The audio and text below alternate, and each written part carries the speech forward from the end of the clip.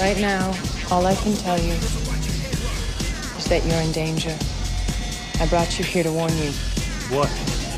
They're watching. Who is? Please just listen.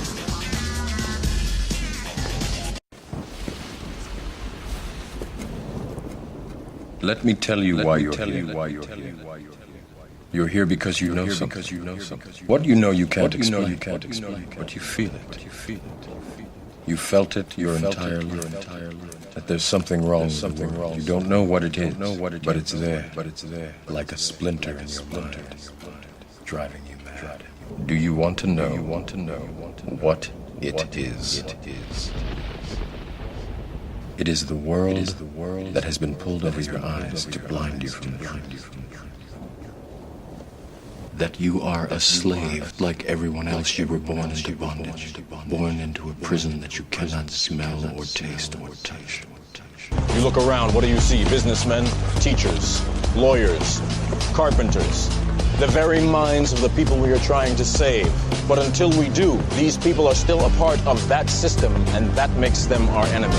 You have to understand, most of these people are not ready to be unplugged. And many of them are so inert, so hopelessly dependent on the system, that they will fight to protect it. Were you listening to me, Neo? Or were you looking at the woman in the red dress? Do you want to know what it is? It is the world that has been pulled over your eyes to blind you from the truth. That you are a slave like everyone else. You were born into bondage, born into a prison that you cannot smell or taste or touch. I know you're out there. I can feel you now. I know that you're afraid. You're afraid of change. I don't know the future. I didn't come here to tell you how this is going to end. I came here to tell you how it's going to begin. I'm going to hang up this phone, and then I'm going to show these people what you don't want them to see. I'm going to show them a world without you. A world without rules and controls, without borders or boundaries. A world where anything is possible. Where we go from there is a choice I leave to you. Alright, me shining in again. And I'm starting on in this, and I'll try and be as short as possible. You know, what I've been hearing a lot is about propaganda, right? You know, like conspiracy theorist versus, you know, like official stories or whatever. You know, what conspiracy theorists go on about. You know, whatever it is, 7/7, 9/11, conspiracies. All of that, all of it, you know, from everything chemtrails, which is what I'm also going to talk about. Anything what you call conspiracies. And you know, they always, you know, what I'm being told is basically it's propaganda from people, you know, like conspiracy theorists, critical thinkers. So I'll put in the critical thinking again, asking why. Why is it propaganda for conspiracy theorists? I mean, what do they gain from it? Because, you know, when I look at it myself, you know, I don't see any gain from propaganda from it. Anyone like David Icke and that, you know, and anyone like that, you know, like UK-based conspiracy theorist. I mean, what is it going to fund? What's the propaganda going to go towards? What are we going to gain from it? Me, you know, I make no profits from it. Not sure about David Icke. If he does, you know, I'm sure he doesn't make anywhere near, you know, the proper, you know, what he could make from this so-called propaganda. There's no gain from it, you know, there's no income from it or whatever, you know, like telling people things that are important that don't make sense from the official story. And then, you know, on the line of propaganda, well, you know, since probably World War I and onwards and that, especially, you know, wars, especially governments have always used propaganda. They've always used it, you know, from the beginning. You know, you look back at, you know, like the Uncle Sam picture in the Britons one, you know, with like the dude pointing, saying Britain needs you or something. It was basically for war, right? You know, it was basically to go to war. That's propaganda. You know, basically trying to recruit men and that to go to war and that. You know, back in the days when it was, they needed as many men as they could. especially World War II, because of how big that war was. So what they did, they used that propaganda to recruit dudes and that in the UK and that, like men in the UK and that, you know, to go to war and that. And basically that was propaganda. And, you know, especially World War One and Two, you know, any wars you see around, propaganda is always used. And, you know, the government uses it a lot.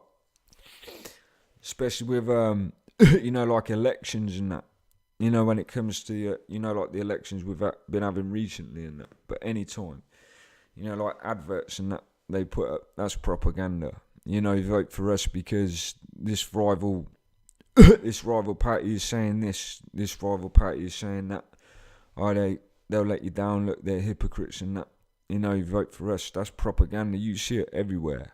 So, you know, if the argument is that they're saying conspiracy theorists use propaganda, well, it's hypocritical with them because they use it all the time. Wars, elections and that. And you know what they gain from it? They gain either, you know, they win votes for elections in Houses of Parliament, or, you know, for wars and that, you know, so they can justify going to wars, you know, all of this stuff. And, you know, they always make money from either one. You know, like politicians and that, you know, like they get you know, they end up in that, you know, like a part in the Houses of Commons and that. You know what they do? They get a very, very big wage, you know, when they get a seat in the Houses of Commons, especially if they, you know, like their party does, like the main three, any of them, you know, their wage is so big. So, you know, basically you're giving them a job, a higher paid job if you know, vote for them. And they get seats in the Houses of Commons for starters. So you tell me, you know, critical thinking, you know, asking yourself why, critically thinking, who gains more from propaganda, the government who use it for wars or elections, versus conspiracy theorists who basically, you know, especially me, it gains nothing from it but just speaking the truth. You know, no money at all. Because, you know, what I gain from it is, and what I try to gain from, if you want to call it propaganda, is waking people up and trying to wake people up, you know, to make them see the truth about the world. That's what I gain from it. You know, I do this off the back of my, you know, off my own back. I don't have to do it. The fact to do it is because what you want to believe or not, is, you know, basically I followed a path from watching this 9/11 conspiracy video where I used to be skeptic like you. And, you know, where I led from that and went deep down a rabbit hole. And, you know, I saw the world for what it is. And it's a very, very nasty world. You know, very sick people run it, as David Icke says himself. Very, very sick people. And, you know, there's so much to look at the world. And so what I try to do is I try to wake the world up and show everyone out there that. Because as I said, right, everyone is like a flock of sheep out there. And, you know, there's like a left door and a right door. And, you know, one door leads you to a slaughterhouse and all those sheep walk into their doom. And the other door is basically a door into their freedom. You know, sunshine and everything like that. And I'm trying to lead you into your freedom and show you the light. That's where if you want to call it propaganda, you know, that's what I gained from that. So, you know, the verse is propaganda, conspiracy theorist, propaganda my side. I gain people waking up and that, you know, seeing the truth, seeing they've been lied to a lot. And, you know, the government, all that stuff, they gain money or wars and blood over it. And that's just the real truth from it. So, you know, that's where it lays. And as I said, David Icke, I'm not sure, the dude that does do like concerts and that every so often and that. I'm sure the dude makes money. Dude's got a family and that dude's got a living. Guarantee it's nowhere near that what people would think, you know. I'd show him that on the internet. I doubt he makes that much, you know, like his website and that. I won't make much from that. And then what we're going to is, you know, things like, and there's a song that I played by Dangerous, New World War, I think it's called. And, you know, basically this dude says and that, fuck Alex Jones and that, and all that stuff. And he mentions that conspiracy theorists are part of it, you know, of this thing, the powers are doing it, working for them, Well, sometimes people hear what they want to hear and not the full thing about that track. And what's actually put across that is, people like Alex Jones, which I do follow on that track. Like the dude who mentions him being part of it. Russell Brand, they're the kind of people that work for the same powers. It's like a deception, a leader deception. And then there's people like me and David Icke and that, who actually, we don't work for them. But we follow our own thing and talk the truth. And you've got to ask yourself again, critical thinking. Why, especially Theresa May, who's one of those people, and another dude, Ed Miliband or something like that. These two people have been saying all this stuff. They've been saying conspiracy theorists, domestic terrorist criminals, they need to be in prison, right? But at the same time, these people are letting Russell Brand, right, him, a UK, what you would call conspiracy theorist, onto things like Newsnight and that, political programs. They're not talking about this dude Russell Brand, talking this conspiracy theorist stuff that they'd call David Icke and me extremist terrorists. They're not calling in, they're letting them go on TV shows and talk about it all. And he's one of those people that actually work for those powers, but it's through that deception and distraction technique they use. I don't even know what he talks about. I don't really follow him. But what I generally, it's sort of, I don't know how to put it across, but is basically not speaking the truth, is working for them, and is using a different line. But it doesn't make sense, does it? Critical thinking. Ask yourself why. Me and David Icke will be called domestic terrorists and that, right? And all that bullshit, what they're trying to make up, even though it doesn't make sense. No violence involved. And then they're letting Russell Brand, who is the same as us, or apparently, right? But they're letting him on their shows and speak freely on national TV, and they give him publicity. He goes on mainstream channels and TV, and he goes everywhere. And yet me and David Icke, right, we have to struggle to get publicity in that, and we get ridiculed, and he doesn't. So, and it's the same as Alex Jones as well. I haven't really put down onto him, but, with that dude, Alex Jones, American, what they call a conspiracy theorist, from what I heard about him, generally, I know that his show, whatever it's called, he does make money off lots of production, that he always has commercial breaks on his show. I haven't seen David Icke even on David Icke's TV logs and YouTube logs. The dude never puts up adverts like to buy water filters and shit like that, and loads of bullshit like that. Alex Jones does. Something about which I remember, my memory serves me as well. Something to do with 9/11. And, basically where it came across is that, it is somewhere on there, it's an actual recording of him, how he acted to 9/11. And you could tell the man was acting, you could tell he was acting, basically, when he saw the towers being attacked, he was being too hysterical, you could tell he was putting it on. Someone like him, and I believe he gets exposure as well, more than anyone else. So, American version, Alex Jones, UK version, Russell Brand, two people that get exposure because they are those type of people that work for them. So, people get things confused on that side. And as I said, someone like Alex Jones, especially, that man, what I've heard of what he says, he is one of those people on Dangerous's track, where this dude on the verse, can't remember who said what the dude is, his name is, but he says, like over-exaggerating stuff. And what I've seen of Alex Jones, he really does. He over-exaggerates things. He goes too unrealistic, out of boundaries on what he talks about. Someone like me, or David Icke, especially me, though, I'll go on with David Icke and what I'll talk in a minute, but me, I just go on the facts. I look at realistic things. I won't go out of context, and whatever I come up with, it's based on, what I lead from research and that. I always put the facts in. I don't start talking about things that are really, really crazy, really insane,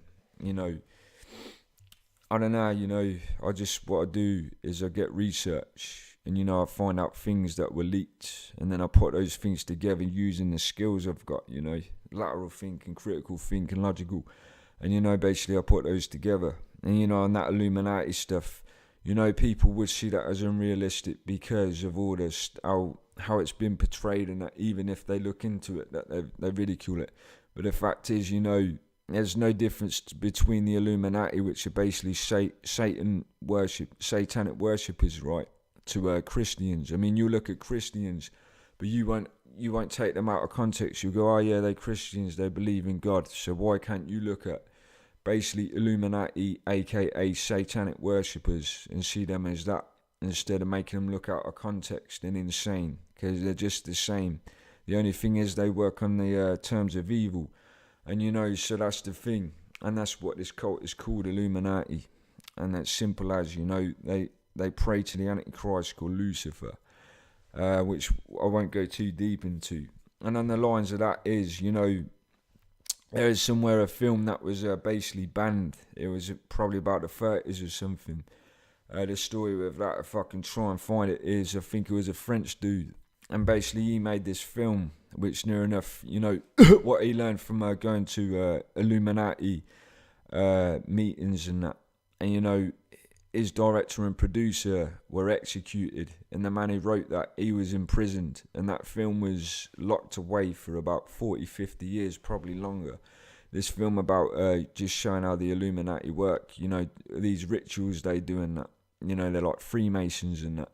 You know, that's not right, is it? You know, because the fact is, back then, there was a reason, you know, that whoever it was, let's just put it across to that. First of all, they confiscated the film and they hid it from the public. You know, they imprisoned the man who wrote it, and his producer and director were executed. They were murdered, you know, over a film. You know, you've got to ask yourself why. If this film, which is, you know, which nowadays what they talk about Illuminati is a joke in that, you know, they ridicule it and say it's out of context and stupid. Why back then, why did that happen to that man and his producer director? If it wasn't true, why didn't they release it or even ban it? Why did they go so far? You know, critical thinking, I wish people use those skills that they have, you know, instead of me having to do it, because everyone's got them. And you know, like David Icke, you know, when I was speaking to my neighbour earlier, you know, what he ridicules that dude for is basically because of the lizard thing, this lizard people thing. And I agree with him on that, because, you know, I don't know to the point of it. I don't know whether to believe it. You know, to me that sounds out of context. But, you know, when people ridicule that man and they basically put that dude down and, you know, just dismiss what he talks about just because of one thing, I don't think that's fair. You know, because, you know, if you listen to what else the dude talks about a lot of realistic stuff, if you want to talk realistic level. And that's what I do, you know. It's like ISIS and that. I learned from that man himself and a lot of other people, you know, who did their research. You know, with me, them videos I made, you know, they're really based on, you know, what I heard from him himself and other people. And, you know, what I put together using my own, you know, like my own skills and that, what I've got in my genes. So, yeah, you know, everything I put up, you know, like ISIS connections to Israel, Mossad, Secret Service, 7/7, everything like that I learnt through documentaries and that, which were put together by critical thinkers. And you know what I put on this is another definition of a critical thinker, you know, based on what detectives especially do, like CID they call them here, or in America detectives I think they're just called anywhere. You know, that's what detectives do, one of their main skills, you know, the main things they use is detectives. So, you know, conspiracy theorists are critical thinkers, aka detectives. They're just like private investigators. And, you know, when these people come across this stuff, they find out, you know, anyone who made those private 9/11 video conspiracy, anything, they're just like private detectives, you know, and what they did. And this is where it comes to it, you know, the dude who made 7/7 ripple effect, the conspiracy, great deception. These people went off their own back because they are real patriots of their countries. Simply put, you know, they saw what happened, you know, on their home soil, you know, a very devastating thing. And they find out, you know, what really happened and what they did. They went off their own back. These people probably have jobs and that, personal lives. But, you know, they basically followed that and, you know, looked into it themselves and put all that effort in. Basically to, you know, to show this to the world and try and show people, look, as an American citizen, as a UK citizen, wherever they're from, I'm not happy. This has upset me to find out, that very, very most likely, our own government, basically committed genocide, killed people, and then they went and did it just so they can make money over wars and that. So you've got to ask yourself, and this is why I simply put across, any of those people, again, conspiracy theorists, all they made from those videos, Ripple Effect, 7/7, 9/11, Autonomy, A Great Deception, which was a decent one, all those people did was, went out their own way not to make propaganda, because what would they gain from it? And if this is propaganda, just to wake up people in their country and anywhere across the world, that, that it was a crime committed by the own government that they believed in, and, the people of their countries believe in. Same as Edward Snowden. But the difference with this dude is, he actually isn't a conspiracy theorist. He is, now, but he was Secret Service, he was high up. He was, started the CIA, Central Intelligence Agency, to NSA, National Security Agency or Association. And, basically that dude, where Edward Snowden lays different to anyone else, is that man actually, what he did.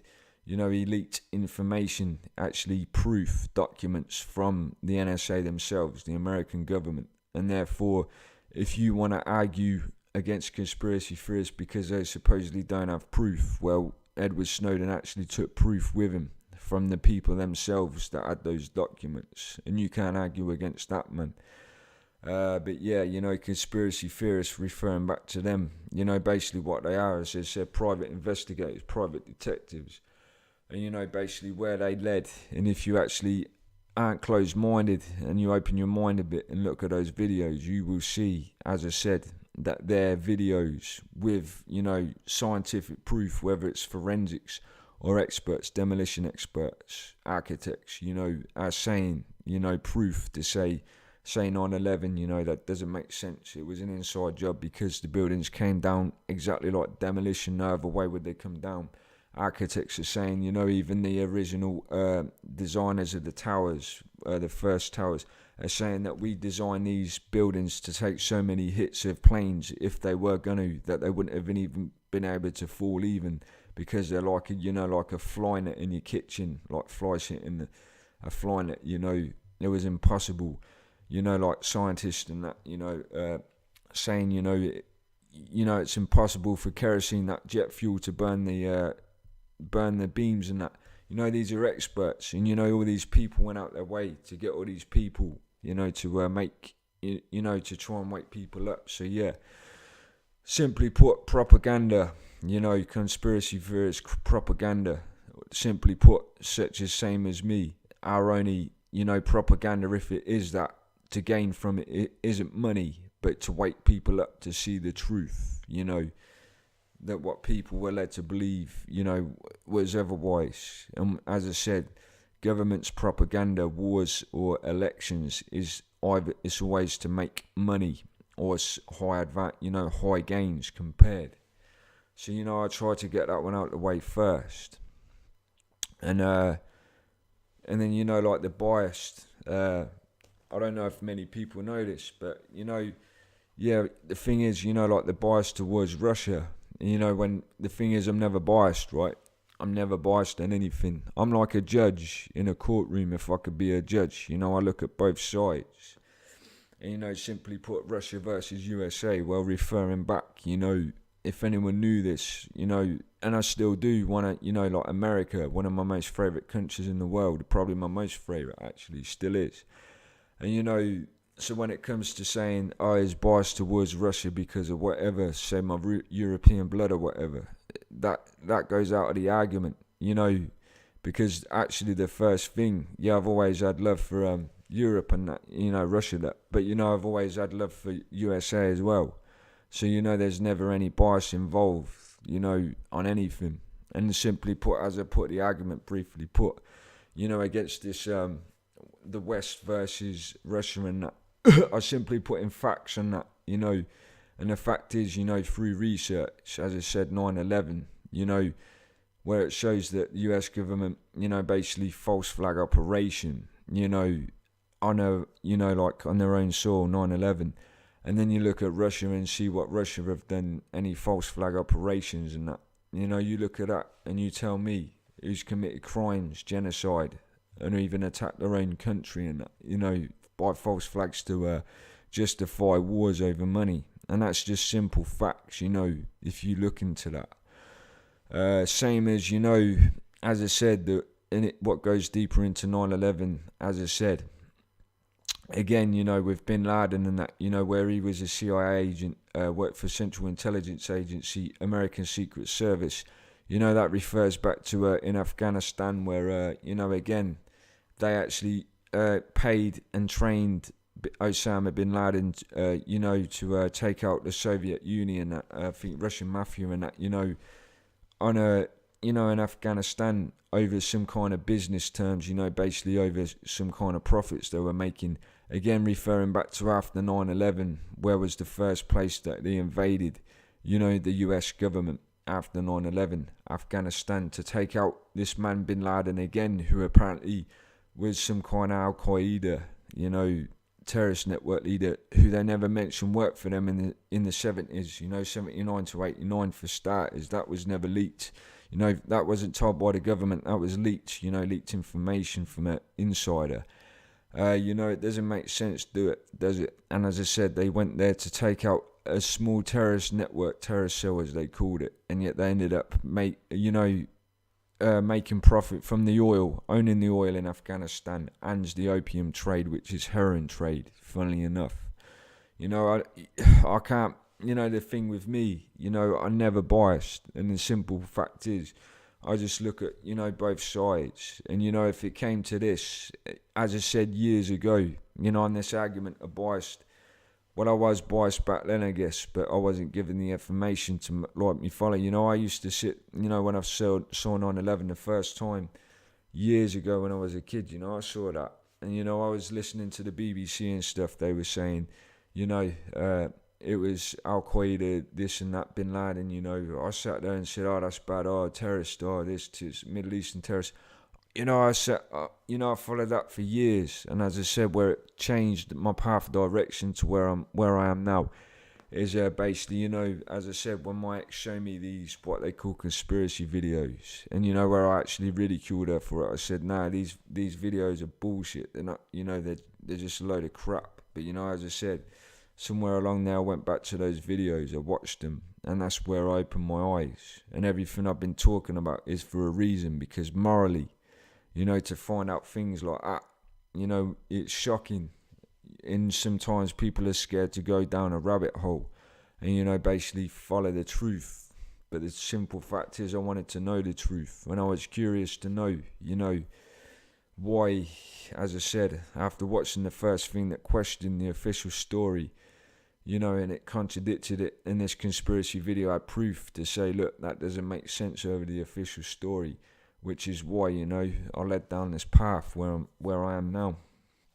And, I've got, skills, as I said, the conspiracy about my genes, basically, like the sort of thought of like Secret Service type of person, like stuff like that, so, I use them for goodwill and not bad will. And that's where I follow this path. So yeah, bias towards Russia, bias towards USA, no bias involved. And there never is, it's always a mutual thing. And, like if I saw it as a private investigator, or even, like if I was a detective or whatever on a police force or anything, I'd have to look at it from both sides, say there was the good man and the bad man, I'd have to find out who was the good one and the bad one, and simply put, through research, this is where it's led me from. So the bias bit is out of the question. And then we're going to move on to chemtrails and that, basically earlier, with chemtrails and contrails, these commercial jets, when you look in the sky, everyone sees it every day in the sky. They see basically, commercial planes, what you see is a commercial jet, who knows, Virgin, whatever it is, EasyJet, whatever, you look in the sky, you see them flying over, you see, you know, smoke coming from the engines or whatever, you know, from behind the plane. And that's it, your mind says, oh, it's just a plane flying over. You know, I used to be like that for years, since a kid. I used to see these as a kid. I didn't even notice. That's what I thought in my mind. I didn't even take a second thought. And, you know, based on these conspiracies, you know, when it came across it a few years ago, you know, I was still skeptical when I saw this geoengineering watch something. It's a UK-based page. And I actually posted on there saying, you know, I'm not being funny, but do you have any proof that these are what you're saying, chemtrails? And it took me a long time. But you know, what led from there again, like the 9/11 thing, you know, is where I've found out, where I've been led across and that, you know, with good reason. And, you know, basically what it is, you know, whether you decide to follow this or not, but, you know, and what will lead from that, you know, where they say, and what a lot of sites and stuff say, you know, all that smoke coming from behind the planes when they're flying over, it's contrails, which basically what they say, contrails, is basically vapor and stuff like that, you know, coming from the back of the engines and stuff, you know, when they're flying high in the cold air and that. And, you know, that's what based me to ask that question, not believe it. But, you know, what led from there through a bit of research from other people, you know, where it comes to chemtrails, and I was showing this video that I put on there, what I recorded earlier, and this is what I've led from that, you know, from hearing from scientists and that. You know, like simply put, you know, like contrails, yeah, they do have some aerosols in them apparently. I don't know whether to believe that, but, you know, that's what they say. But the thing is, you know, like the vapor, you know, simply put, it wouldn't do what I see it does, you know. It's still vapor mainly. I mean, like looking at jet fighters and that, and the contrails they leave, and you know their engines may be a little bit smaller than the commercial ones, but they don't leave what I see and what I've seen for a long time. And you know, basically what it is it just dissipates into the air. I'll show you on the video, but you know, vapors, these things would disappear, you know, after a while. It'd stay in the air if they were contrails, you know, just vapors from the engines and that. What they'd do is that, you know, that white smoke you see from coming back from behind the engine, you know, they fade behind the engines after a while if they were vapors, you know. They wouldn't stay in the air like they do.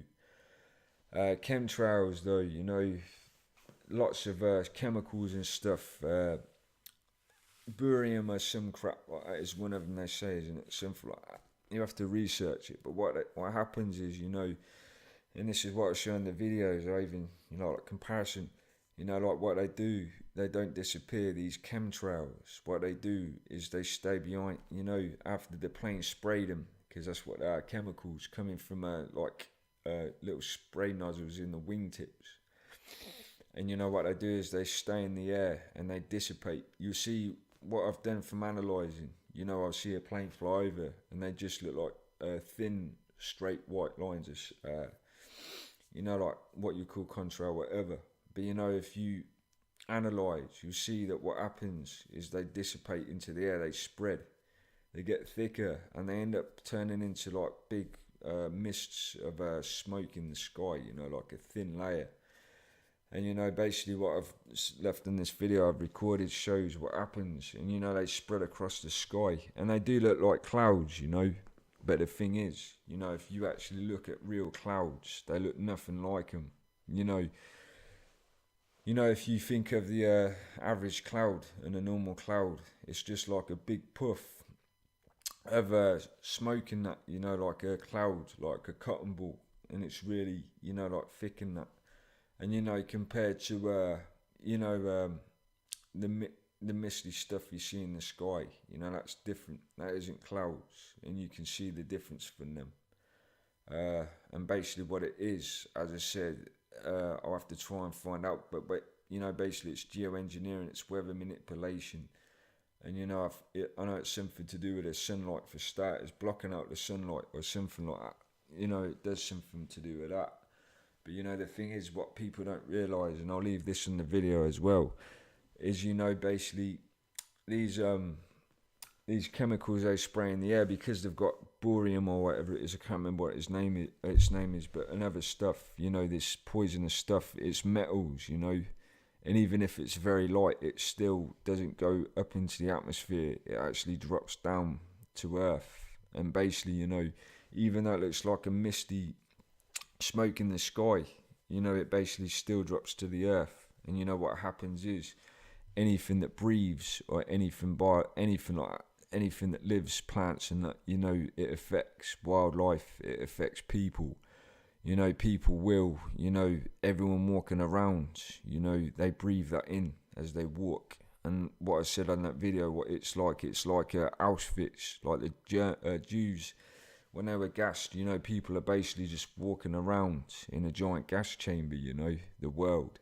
And, you know, they're basically but, you know, in a slower form than the Jews were killed in World War II by the Nazi regime. You know, people are just basically dying slowly, you know, from breathing that in. You know, if you're a smoker like me, it probably won't bother you that much.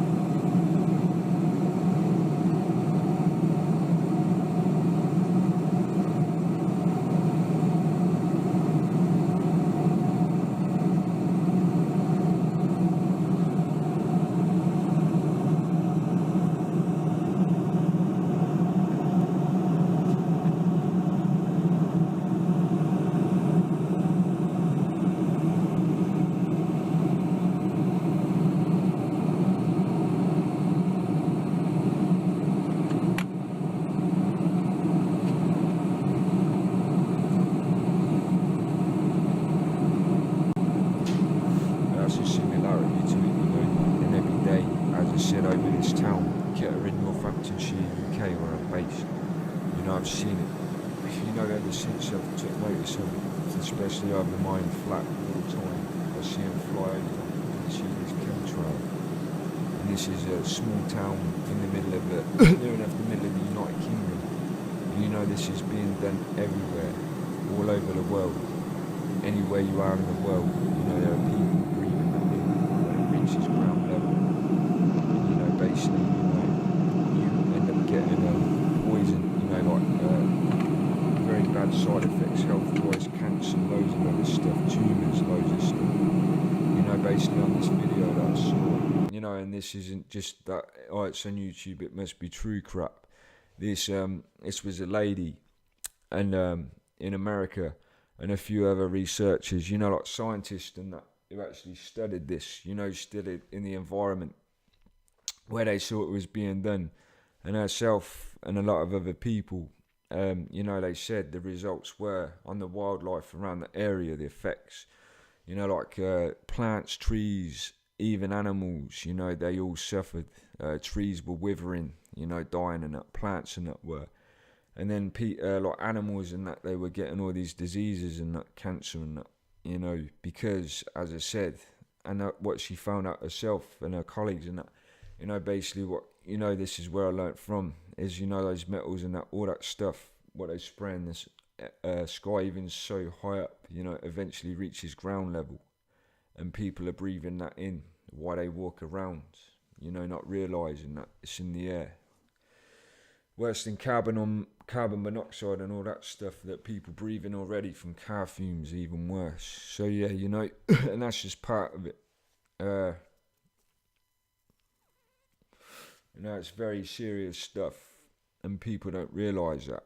And you know, when it's based on that, you know, when you look it up, I guarantee you type in anything on Google to do with chemtrails, and you'll find sites like Snopes.com or even government-owned sites, and they'll say otherwise. Even NASA, what I found, and they'll say, all this stuff is lies about chemtrails, they're contrails, this is this, this is that. These conspiracy theorists are nutters and that. They're talking crap, and they're owned by governments, and these governments lie. And when you find out that that they basically, they're flying, they're letting planes fly over your towns, cities, and that, deliberately poisoning you, your kids and animals and everything, and they lie to you, and make you think that the people who tell the truth are liars, and that, that's not right, is it?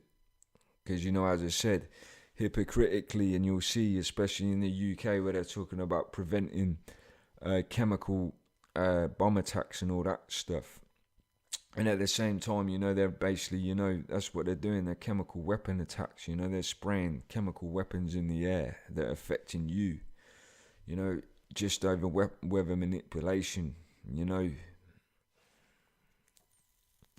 it's not right, is it? As I said, based on this geoengineering watch, what I've found from them, again through their own research, geoengineeringwatch.org or something like that. So you find it on Facebook. Basically they use this. They watch this program that you can find online or something. It's legal and that shows planes departures and stuff. And what they did is analysis and that, and watching. Of when they said like an official like commercial airline had left the like a time airport at a time or whatever, and basically what they did for research is find out what this supposed plane what left wasn't the one, and they saw a plane leave it or whatever, something like that basically, and it ended up being most likely these chemtrail planes. They do a lot of research on that themselves, they know more about it, but it's not right, is it?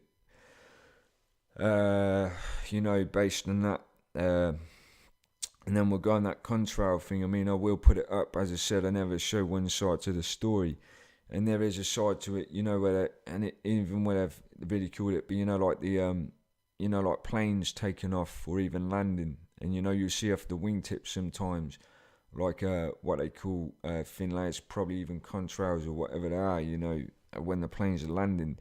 And you see it's like the aerodynamics, I think, for the cold air of the planes when they're landing. But the thing is, if you look, and even I looked, at these things they're trying to say are what are coming off the planes when they're in the air, even though they're coming from the wingtips, and they're saying they're the contrails. You'll see that those waves of contrail, whatever their aerodynamics, are so thin, at the level and the size and the videos, like the volume, that if you see those planes at the height they are, very high up, that you wouldn't even be able to see them, of how thick they look when you see them fly over so high, that's just scaling it down on a realistic level. Because when I saw that video, the size of those little basically trails coming off the wingtips, if you could volume, like massive volume and scaling that, look at that up in the sky of how high you see those planes fly over. The size of the trails they're leaving in the sky, you wouldn't be able to see them if that was that level. That's just part of it, and the fact is, again, where they contradict themselves is, they're saying that they're coming from their vapors and stuff coming from the jet engines, right? So they should be coming behind where the engines are, double engined or quad engines, planes, they should be coming from behind, where the like the exhaust bits are, of the jet engines. So why are they saying on these other videos, these government sites, that these things are the contrails, what they say come from the engines for the, of the exhaust part of the engines, but on these videos where they're coming from the wingtips, they're saying they're the same thing, but they're not coming from behind the engines, they're coming from the wingtips where the engines aren't. To me that says it's a lie already. What does that say to you? There's a lot of things about that don't make sense, for starters, and why they have to lie about it and cover that up. There's a lot of things to that. that's just part of it though.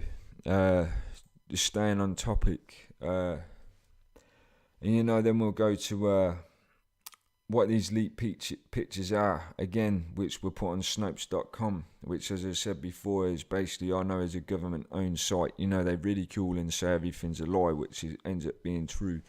But, these pictures, what shows, inside what on the outside would look like a commercial airliner, right? You would think it was basically a EasyJet plane or whatever, but in the inside, it's stripped out all the seats and stuff. There's no seats, passenger seats, and that, only a couple for the crew on board.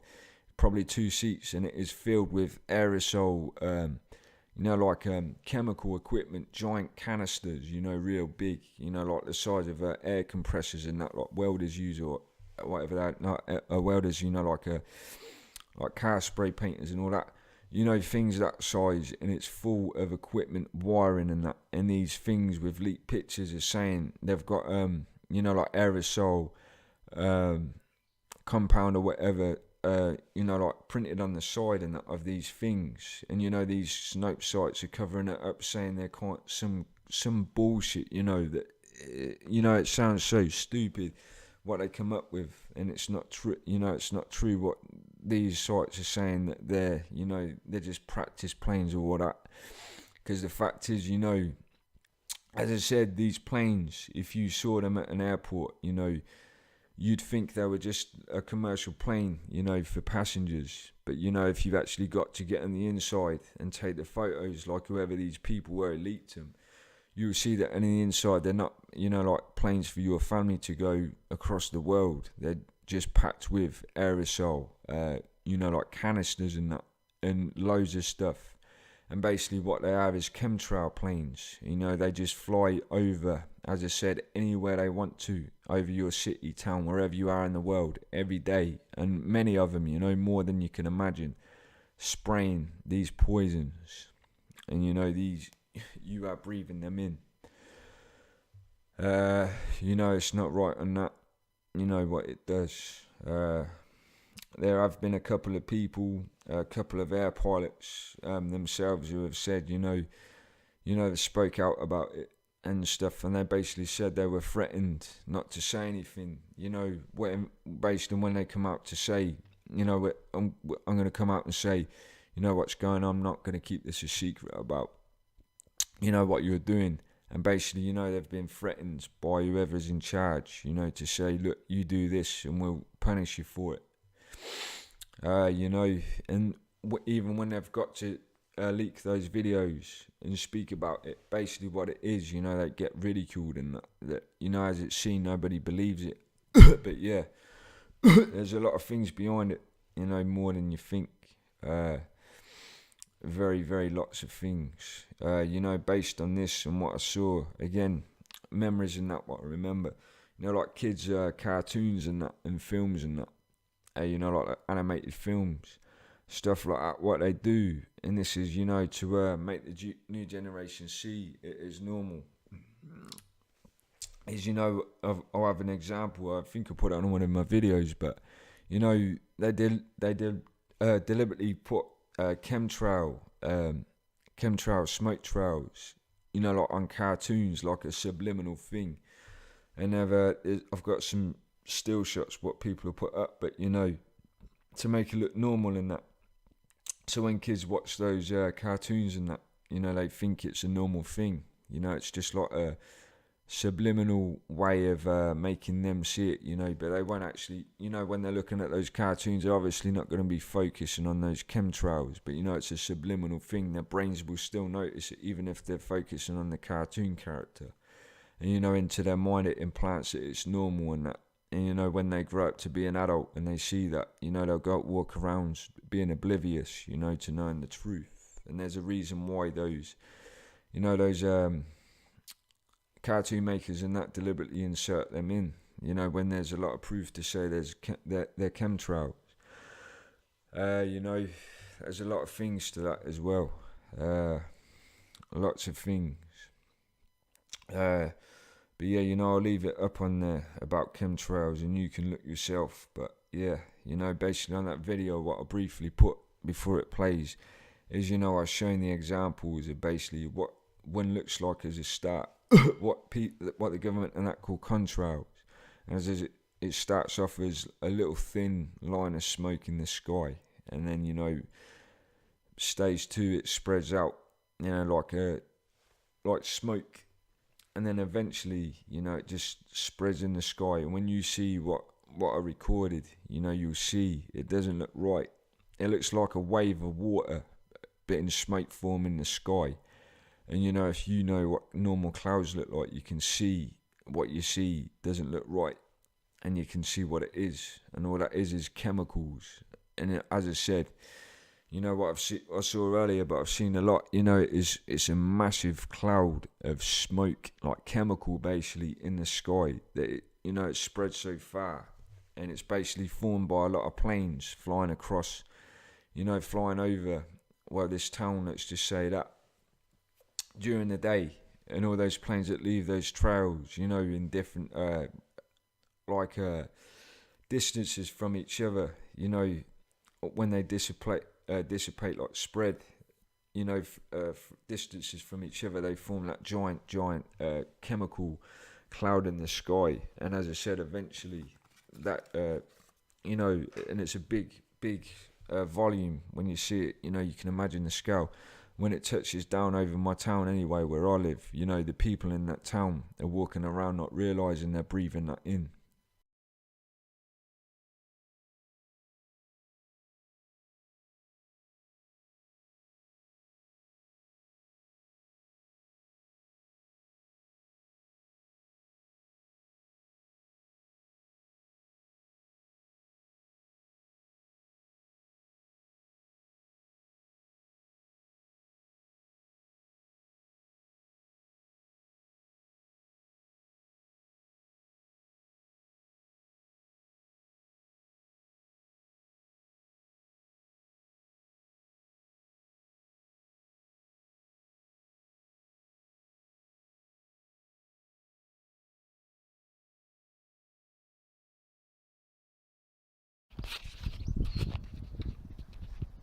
What you can see up there is, you know, they call them contrails. If you look, they're actually chemtrails. And the difference between the both is, you know, that they say contrails are vapor. That's not vapor. You know, from a commercial jet, the vapor would dissipate quickly, and what's left in the air is what they call aerosol. You can see it everywhere. See right over there. You can see that. That's real clouds there, and over there. See those forms? They're what you call chemicals, and they dissipate into the air and they stay there, and they spread. And that's where you could tell the difference between chemtrails, chemical aerosol trails, and contrails. Stuff to do your research. And you know, through media deception, cartoons, stuff like that, is what they brainwash into kids' minds, that these things are normal. But you will find out if you look. Real clouds, even the thin ones over there, look small. And you look at these, you can see them, and that's where the difference lays. And I'll go into that further when I get into it. Perfect when they look. See up there. And you see this one? See this one here? You can see it right there. That's not a cloud. That there's a cloud, right? Like that. See that? That's the that's basically the you know, the chemtrails, and they're spreading out into the air, dissipating into the air, and it's all geoengineering. But what, you know, it's like aluminiums and metals and lots of other stuff, and eventually that, you know, because it's metal, it's heavy. It takes a while, but it reaches the earth, and as soon as it hits the earth, and it's down there, people are breathing that in. You see that? Dissipates in the air.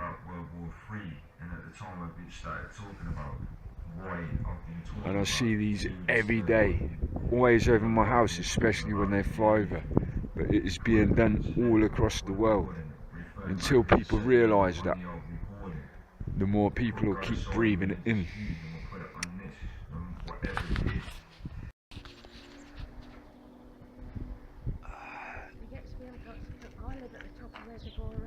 Okay. And we get some lovely sunsets over that. We won't get one tonight. Well, that's cool. Well, as I've seen, look, there's a lot of them in the sky. They're called chemtrails. You can see them everywhere. This is what I see over there. And you see that one up there. That's basically dissipated into the atmosphere. And this is what happens to chemtrails. See over there? That is even worse. What you're seeing over there is what they do. As soon as they dissipate into the air, they spread, and it looks like a thin layer of smoke. It's alright, I'm a geologist. So you know, when you see these, basically that's not natural, you know. That is what you call chemtrails, and this is what they do. Spread into the air, geoengineering. You see it everywhere. See it, and then we'll do a comparison. This is what you call normal clouds over there. See them? Normal clouds, natural. And they puff up and that, you know, they're like cotton balls and that. And then what you see there, you see that? You see that one over there? That's what's just been sprayed into the air from a commercial sized jet, but it's actually carrying aerosol equipment that dissipates. Now it actually puts these aerosols into the air. Stage 2 of what happens is there, where it starts to dissipate into the air. Stage 3 is something like that. See that one there? That's where it starts to spread even further apart. You know, like a lady's legs in a porno, right? Put a little bit of sexual innuendo in it, or joking it, and then you know over there, this is what happens. The final stage of it, it eventually spreads like that. It's bad, ain't it? And people are breathing these in as soon as they hit the floor. And you know what I put across on is you know, with basically sorry, getting distracted. You know, basically with you know what they call contrails. If you look at contrails are vapor which comes up from the back of the jet engines, and they will not do that. And what you are led to believe is, you know, that, well, you can even look into that, the scientific explanation, and this is science. They should just dissipate into the air quickly. See, like those car exhaust fumes, you do that as an example. Car exhaust fumes, right? If you could go for the cold, into a cold condition, pardon me, go into a cold condition, anything icy, and it'll be emitting exhaust fumes. This car here, look. And whatever happens after that, idea, my friend, whatever happens after that, you know, it dissipates into the air quickly. Doesn't last long. So when it comes to these things they call chemtrails or contrails that they're supposed to do, you know, they won't do what they do in that video. You know, they should just disappear. So when you see these things they call contrails, it is a blatant lie. I've got some more over there. You can see them. These are results of contrails. You know, when you're walking around, basically what happens is, like I said, the little bits of aluminium, lots of things like that, very light, but there's still metal. So eventually when they de-elevate from the sky, just like raindrops, anything like that, they reach ground level. People don't realise as they're breathing these in, going into their bodies. Look into the research of anything they do, trees, animals, anything, wildlife, and you will see the after effects. So, hold up, just bear with me a second. So never listen to the bullshit they tell you. on all these whatever the fuck they're called, you know, like these conspiracy sites and shit, because they will tell you bullshit, and the more you realise that. How you doing, my friend? How you doing? So you know, this is where people get the confusion laid in, because they will sit there and accept whatever they're told. And this is what I'm telling you. So you know, when you're a scientist, honest one, and you look for this, well, you will know as much as I do. I'm not even a scientist, and this is what I can work out myself, just from the simple things, you know.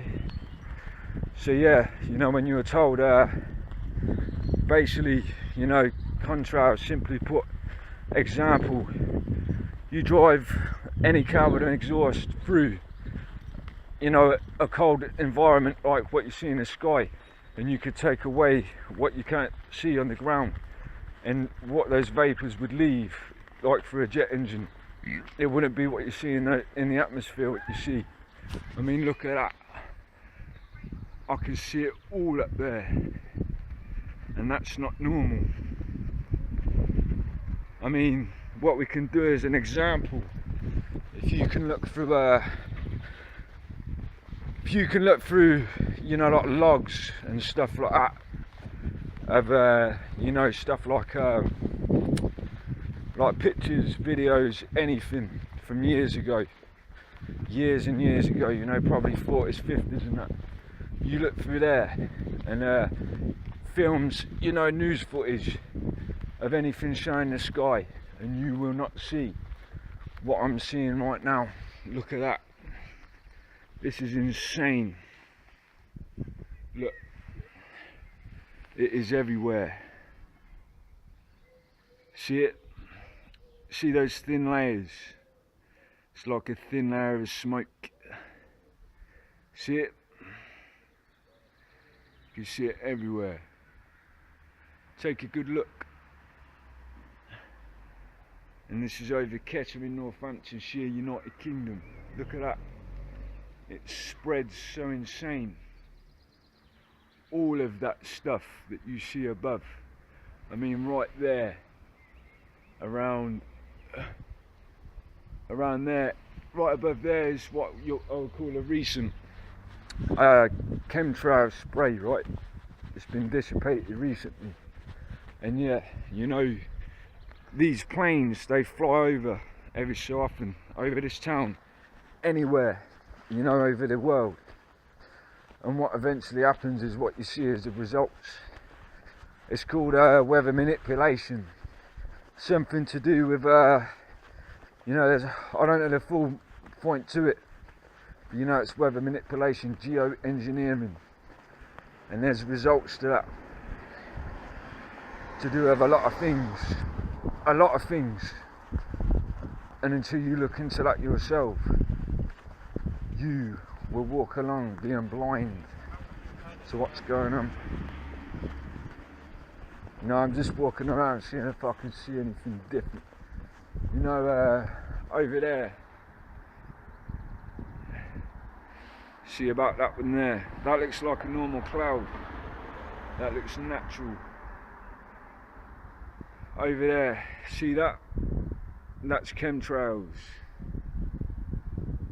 Over there, chemtrails. Over there, normal cloud, normal cloud. Over there, normal clouds. Over there. And there, that is not clouds, that is chemtrails.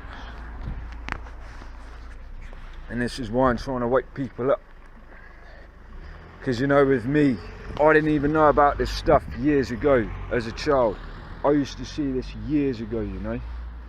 And you know, I thought it was just planes, you know, whatever came from the engines. But, you know, along my path of research from other people, you know, I learned, you know, what I'm seeing. You know, from what scientists and that have said, you know, who ain't, you know, themselves as much, you know, that it's chemtrails. And it's scary stuff, because all I can compare it to is, you know, everyone who walks this earth, who breathes those in, they're like, you know, what you would call, it's like a giant gas chamber, you know, and people are just walking around the earth breathing in these deadly poisons. And you've got to ask yourself,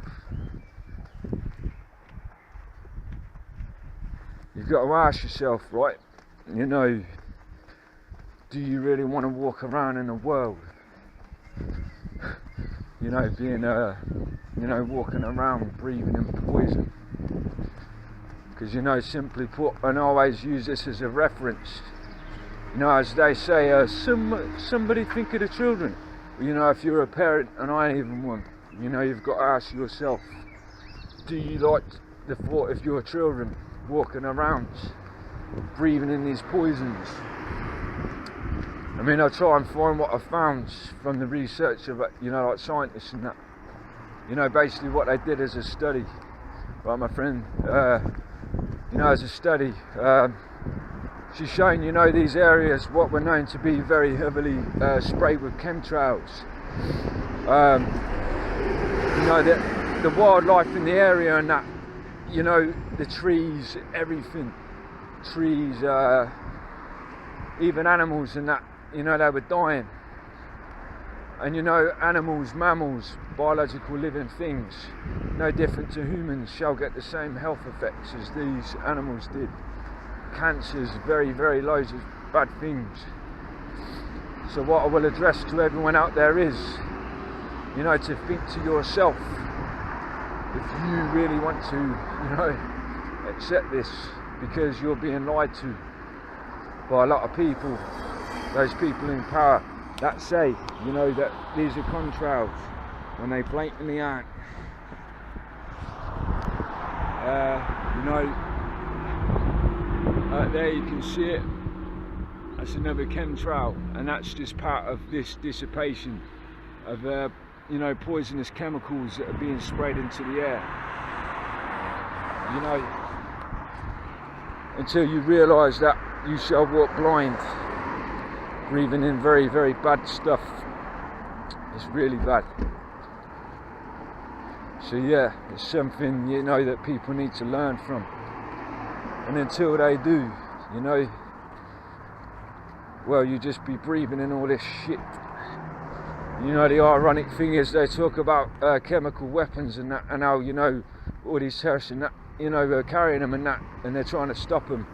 And yet these governments who are in charge of these, they are flying around, you know, actually doing the same thing to everyone. And no one even realises that. So yeah, you know, I like to address this to everyone, to say, look, you know, you can take the choice of standing up for your rights and saying, look, we know what's going on, and you know it's not fair on us, or, you know, you can carry on being blind to it. So it's like, my friend, you know, and that's a very lot amount of people, and that is being done all over the world, everywhere you live, wherever you are in the world. So yeah, basically, you know, everyone is basically walking around, you know, after these chemicals is spread in the air and they touch ground in a giant gas chamber. It's like being the Jews in World War II. As I said, just in a different application. You're in the open world and you know you die slower, but yeah, it's no different. And then what I'll leave on this, you know, I'm going to try and keep this one as short as possible, is fluoride, and that, you know, like fluoride in your drinking water. And you know what I put on that, you know, about it making people docile and stuff like that. And, you know, based on this, you know, not people won't believe it, especially again when the government say it's good for your teeth and makes them more shiny, and that maybe it does, I'm not sure, but there's a lot more to it than one that as I said. You know, they've I'd try looking for it earlier, but there was a video, you know, what I saw myself, again, YouTube, it must be true now, again, you know, like the this was probably the 60s, 70s video, scientists, what they did, they were testing fluoride, and it was more pure than what's in your water on an animal, right? And they were showing the effects of it, and you know, it was basically messing up the animal's brain so badly. Pine glands or something, the pine glands on the animal, basically what are in your brain, it was making it docile, basically making it less aware of its surroundings in the world, and that was one of the effects. But this was more pure than normal drinking water. But as I said, it's a mammal. It's no different to a person. Still got the same brain functions, and this is what it was doing, is the effects on the animal, and this is what it does to you. It makes you docile. It makes your brain less conscious of the world and aware of what's going on around you. And it's in your drinking water, tap water. And based on, this is what I looked up earlier, to see that, like the lime scale in your kettle and that, that's part of the effects of fluoride and that. And through a video again using scientific research, where they boiled tap water up, and it leaves a lot of trace of fluoride, like a white powder stuff when they boil that water up, and that's in your drinking water. And again, what I came across, through this fluoride that they actually use when they put it in the drinking supply, when they handle it, it's so deadly, this chemical fluoride. It's a poison, simply put. That they handle it it's so toxic, and that that they have to take so much precaution handling it. From where they deliver it to the water plantations and that. Like the men in that like hazmat suit style stuff. They have to be so careful. It's that deadly. And you've got to ask yourself that these people who take so much precaution handling this stuff to put it in your drinking water, what does that tell you yourself? And as I said, even if it's spread, spread into water, because the water, it dilutes it a bit, it's still in there and it's still going in your system. Even if they put a smaller mass, into a massive amount of water, it's still in there. It's still a deadly poison. And it still goes into your body systems. Every time you drink tap water, every time you make a cup of tea or whatever, it's still going into your system. And so fluoride is more deadly than you think. I haven't watched the video fully, but I saw what the description was. But a lady or something, and her animals had basically died from drinking, this tap water, drinking water. Horses and that is what the title was saying. I'll have to sift through it when I upload it on my video. But yeah, when this lady's animals were dying from drinking that, the same stuff that she would drink herself. Again, living things, no different to people, just different form. Then you've got to ask yourself that as well. It really is a deadly thing. And what I recall is, again from memory and that, from what I saw, there was a state somewhere in America not long ago that actually stopped putting fluoride in their drinking water. And whatever it was, the excuse what's put around is probably something to do with not just making your teeth good, but diluting it. Basically, the effects of the people who were drinking it without the fluoride, they felt no different. In fact, they might have felt better without it in there. So, if that, one of the lies was it dilutes the water of any, nasty stuff that can affect your health. Well, this state in America, wherever it was that stopped putting it in there, proved that, by taking fluoride out, it makes no difference and probably actually makes it better for people. So, as I said, and these are cover-ups, and when this thing especially does it, what affects the pine glands or whatever in your brain, basically makes you docile, makes you less aware, as one of the main effects, the main effect of fluoride in drinking water. You've got to ask yourself, why is it put in there? Why would they want to put that in there to make you less aware of your surroundings and make you less aware, more asleep?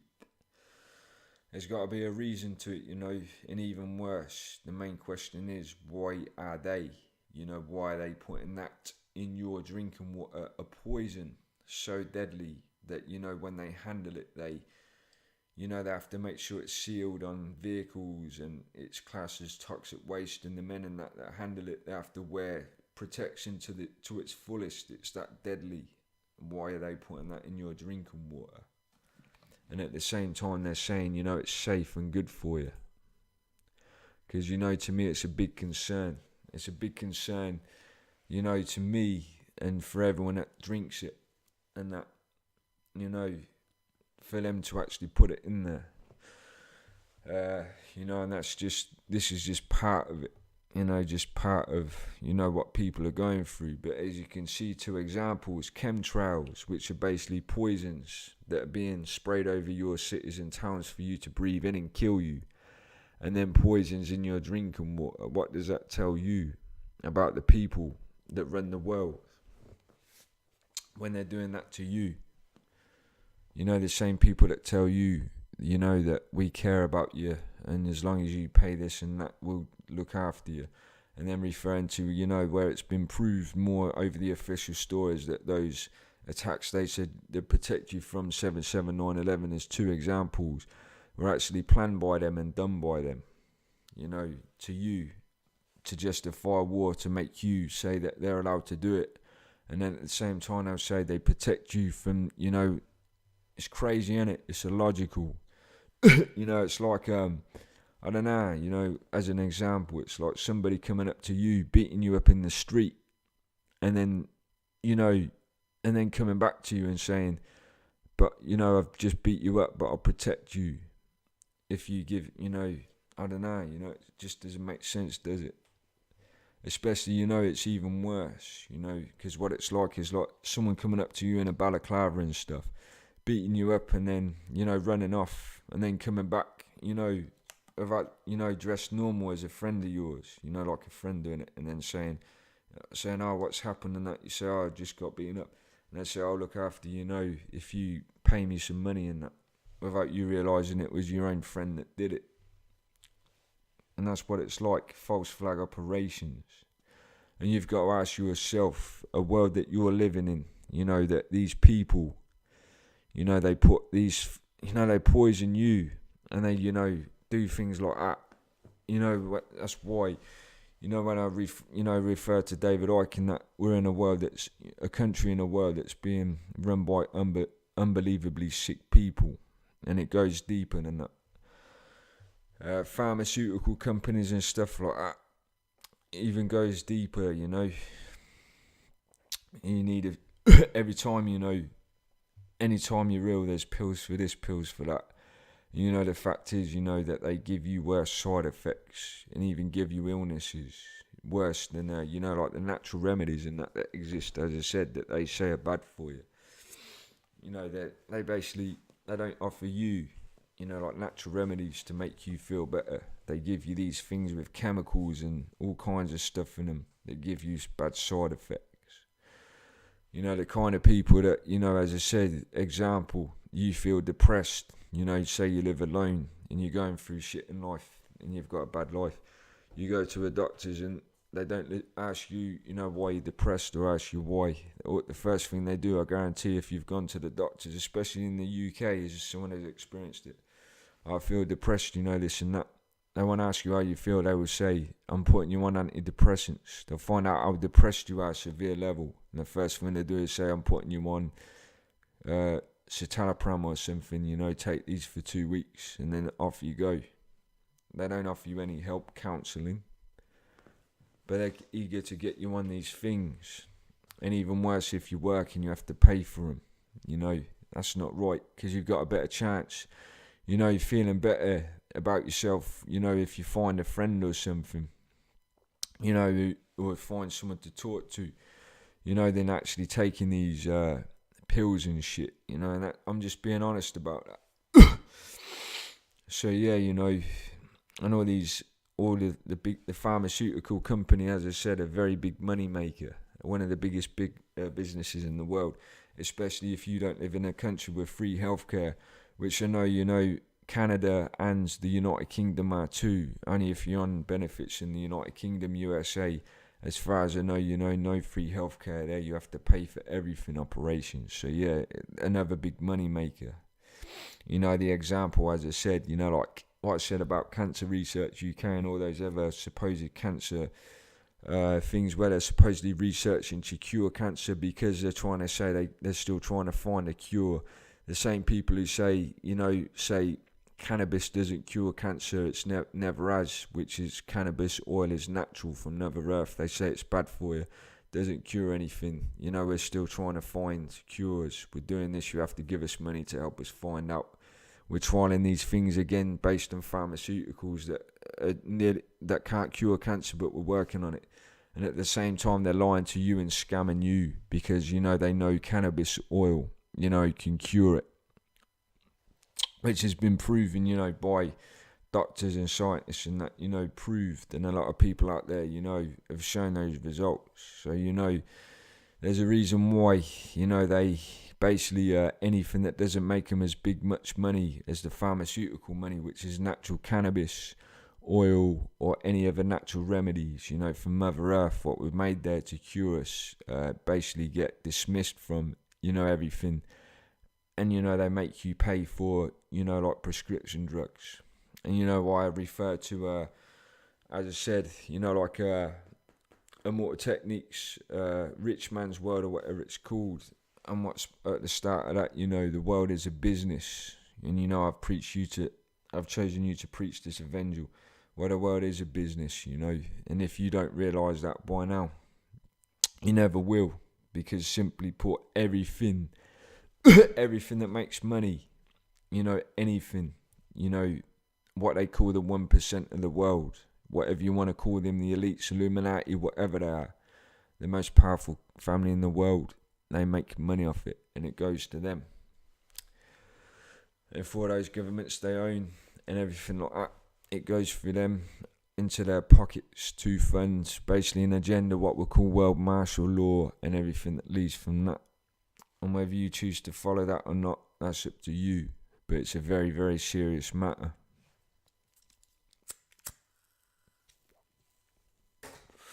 You know, it's a very serious matter. And you know, it's a deep rabbit hole to go down. But when you go down that rabbit hole and you find out what's going on, you know, even if it shocks you, and really makes you, you know, crap yourself, that you feel sick, it's worth going down because, you know, when you find out the truth, it'll set you free. So yeah, you know, there's a lot of things to it. And what I leave off with this, you know, again, why I leave this at the end with the Illuminati thing. I mean, thing my eyes decoded, you know, with the Illuminati pyramid triangle and everything to do with that. The connections to what we call the Rothschilds family, the richest family in the world, you know, the most wealthiest. And, you know, they're part of the Illuminati, connections to Israel. And where they have country streets named after their ancestors in Israel itself. The Rothschilds you never hear of, I guarantee, if you're not basically conspiracy theorists in the news and that, to be anything to do with the control of the governments. You look at the Israeli flag and what it is, you know, as I said, it's a satanic symbol, a star, you know, it's an antichrist symbol. And, you know, you look at those two triangles, it's basically two triangles, you know, intercepted with each other, whatever, you know, and you can see it, you know. And, you know, when you look at the Illuminati pyramid, you know, and then you look at, you know, I think it's the Star of David or whatever, even what it's called. You research into that, it's an antichrist thing anyway. You know, take out the, you know, the points from the right and left, and then the bottom right hand corner and that, and the bottom star, and just focus, you know, what you see, you know, like the Illuminati pyramid where it's the pyramid base, and then at the top it's separated with the eye Lucifer. And, you know, you look at that Israeli flag and you can see the same sort of pattern in that, where it's separated like that. And, you know, it joins a lot of things together. And as I said on that last video, the connections with Israel themselves, you know, connecting the dots, you know, with the connections with 9/11, the 5 dancing Israelis who were there, you know, recording the towers before they were hit, caught by the Federal Bureau of Investigation of America, right? They caught them, already recording, set up the camera, recording the towers, even before anyone else knew the towers were even going to be hit, way before before anyone else was alerted. Like they already knew they were going to be hit. 7 variant systems, their connection, Israel and London Undergrounds, that they're in control. Variant system, Israel, basically that ironically, coincidentally, didn't capture out of all the footage they had of the men getting on this train that blew up, London Underground. The same ones, it didn't catch the footage of what they said was, like the Muslim man getting on the 40 bus in Tavistock Square, or even the bomb, being planted, all that crap they said. But, they had footage of everything else they caught that day, but out of anything, not them. These Muslim men, as I said, who wouldn't even been there because the train was cancelled, as on the records of the train company, when they wouldn't have been in London when they went off as well. There's the connections to that. And then, as I said, what Edward Snowden leaked himself about the leader of ISIS, who's actually a Mossad secret service, Israeli secret service, who's supposedly this leader of anti-Western, anti-Israel, non-Muslim, basically, movement, what they're calling it. And then the connections to, ISIS itself, the word name, Israeli secret intelligence service, which is more than coincidental as well. And that, and then you've got to put down to this point, basically on as I said, when you look at MI6 and what they're basically called secret intelligence service. So basically, it's just like ISIS is that without the I on it. And there's connections, and this is another thing about ISIS as well, this ISIS movement as well. Where they're being portrayed to be, like a Middle Eastern, some kind of Syrian movement, as I said, anti-Western movement, unfunded terrorist group that only can afford AK-47s, which are black market Soviet old guns, very most popular and cheap, reliable gun in the world. But they can afford guns that are that cheap. But as I said, if you saw even in the media themselves, they're driving around in Toyota Hiluxes and things like that, which are really expensive, and the amount they would have had, they should have been driving around in really old, ragged trucks and that, that will, like scrapyard value. These things look absolutely brand new, out of the factory. And this ISIS movement, there's supposedly some kind of, partly funded anti-Western, like terrorist movement, but they supposedly can afford AK-47s, not things like like Colt M4A1 carbine, stuff like that, which they should be able to afford if they can afford Toyota Hiluxes or whatever they are, what look brand new out of the factory and that, that's just part of it, who's funded them that. And then, as I said, a senator or something from America, Ron Paul, I can't remember his name. Again, what I left in one of those videos where he basically said, as part of the Congress or whatever, senator or something, he basically admitted on a CNN, a mainstream American channel, I believe it was, that they're actually working alongside ISIS themselves and Al Qaeda as well. He admitted that on a mainstream channel. What more proof do you need with all those connections and everything I've said? It comes down to research, and I've left a lot of that stuff on my videos. And if people can't see that and see who their real enemy is,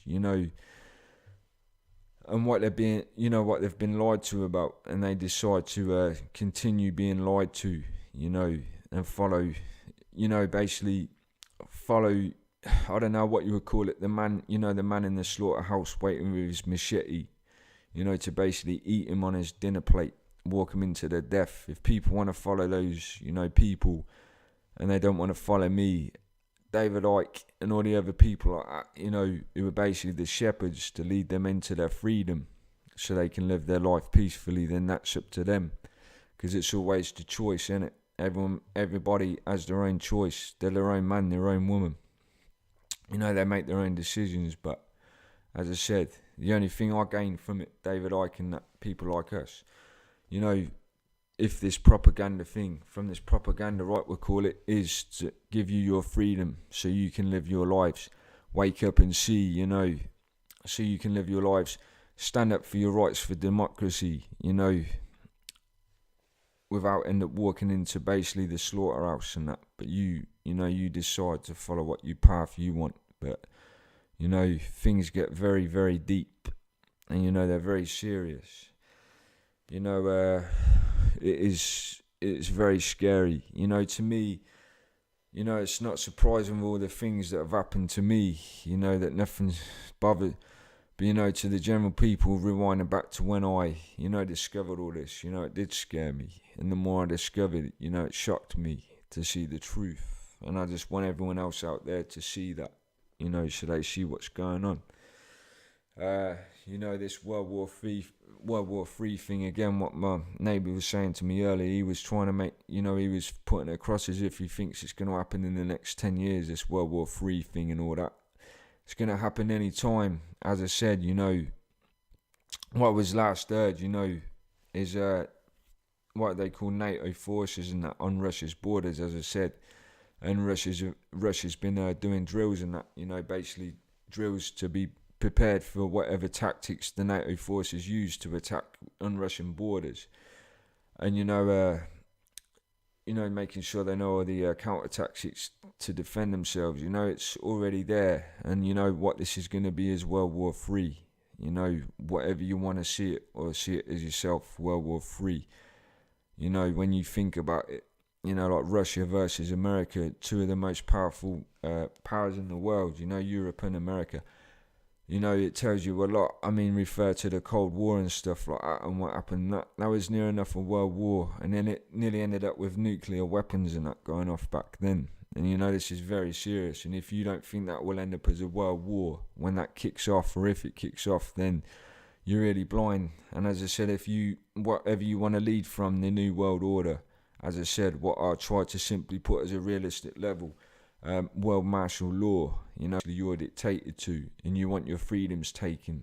And it won't be like wherever you are, UK, USA, anywhere where you feel like every day you get up, you know, doing what you do, getting up feeling like you're free. If you want to wake up, you know, after this world war, and then basically you're being told what to do, you know, at gunpoint maybe, and anything you do you're punished for, you know, you're just basically like a prisoner on your own land, then you can follow that path. But as I said, you have a right to stand up and say, I'm aware, you know, of the possible outcome of this. And, you know, or even when it comes to, say, if they want to use democracy again, the supposed democracy they give you, you know, what they use to try and justify wars from false flag operations.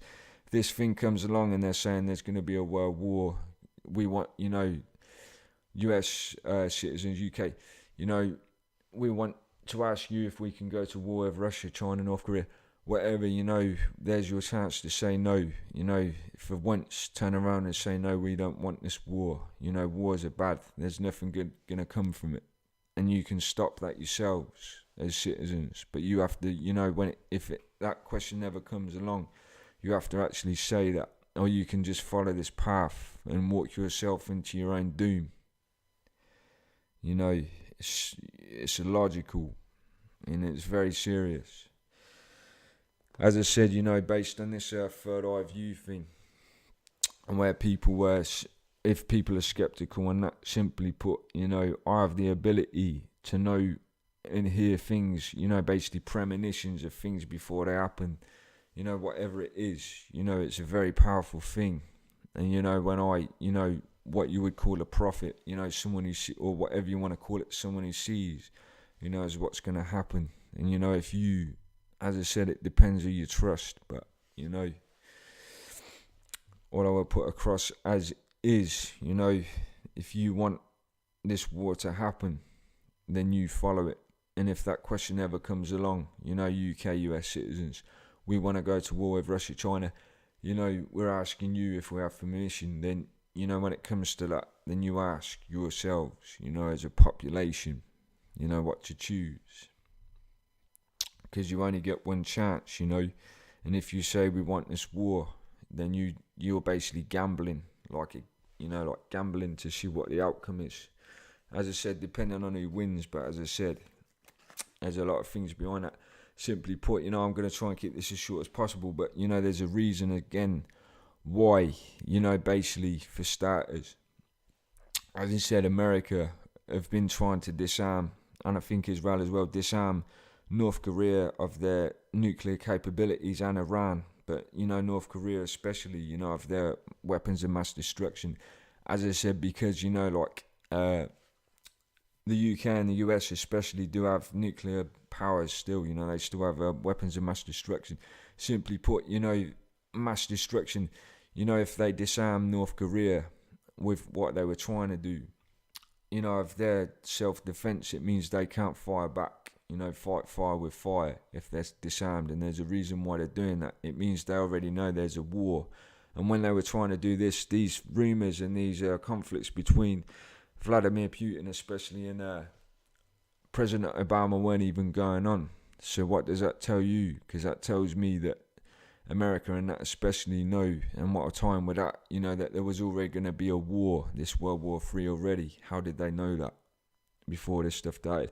And as I said, again, referring back to, through a friend who told me, and he's shown me the figures on this, this was 2012, 2013, American taxpayers were paying a lot into the American military. Most of their money was going to American military. You got to ask yourself on that, right, why they were doing that. And, that was back 2012, 2013, before, anything, these conflicts with Russia and America were going on. What does that tell you? Because to me, that tells me that, they already knew that they're preparing for a war, a very big war that they have to stock up on lots of tanks, all kinds of warfare. How did they know? And then referring back to this, Rothschilds, Illuminati thing, back to the Civil War, where I said, and where it's been said, they already planned everything, from the Civil War, fast forward, World War 1, 2, 3, they've already been planned. And that's just tying things together, because there is no other way. They knew that there was going to be a war 2 years before it's been, or 3 years, before it started being mentioned about a possible war, unless they already knew it was already planned. And you've got to ask yourself these things, because it's very serious.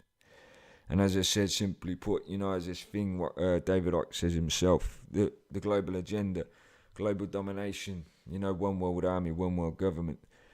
Simply put, as I said, they will use, when it comes to, especially this World War III thing, say if they do this thing where they say democracy is a choice, where they ask you, if they can go to war with Russia, they will say, even if it's nothing to do with them, they'll say, look at everything that's been going on, as I said, since September 11th, 2001, all these terrorist attacks. If this new world order things comes along, they will say, that's their excuse to do it.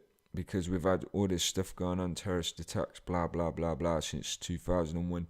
They would simply say, look, we can't do with this anymore, because as I said, this is the thing what ties in what David Icke says, global problems cause global solutions, right? And the plan, of the global agenda is what that is, the global problems is 9/11, New York, 7/7, London, Madrid bombings, Spain, Sydney terrorist attack, Australia, Paris, France terrorist attack. Global problems. The problems they cause themselves deliberately, and their solution will be, especially after this, what we'll call World War III, which will be the cherry on top.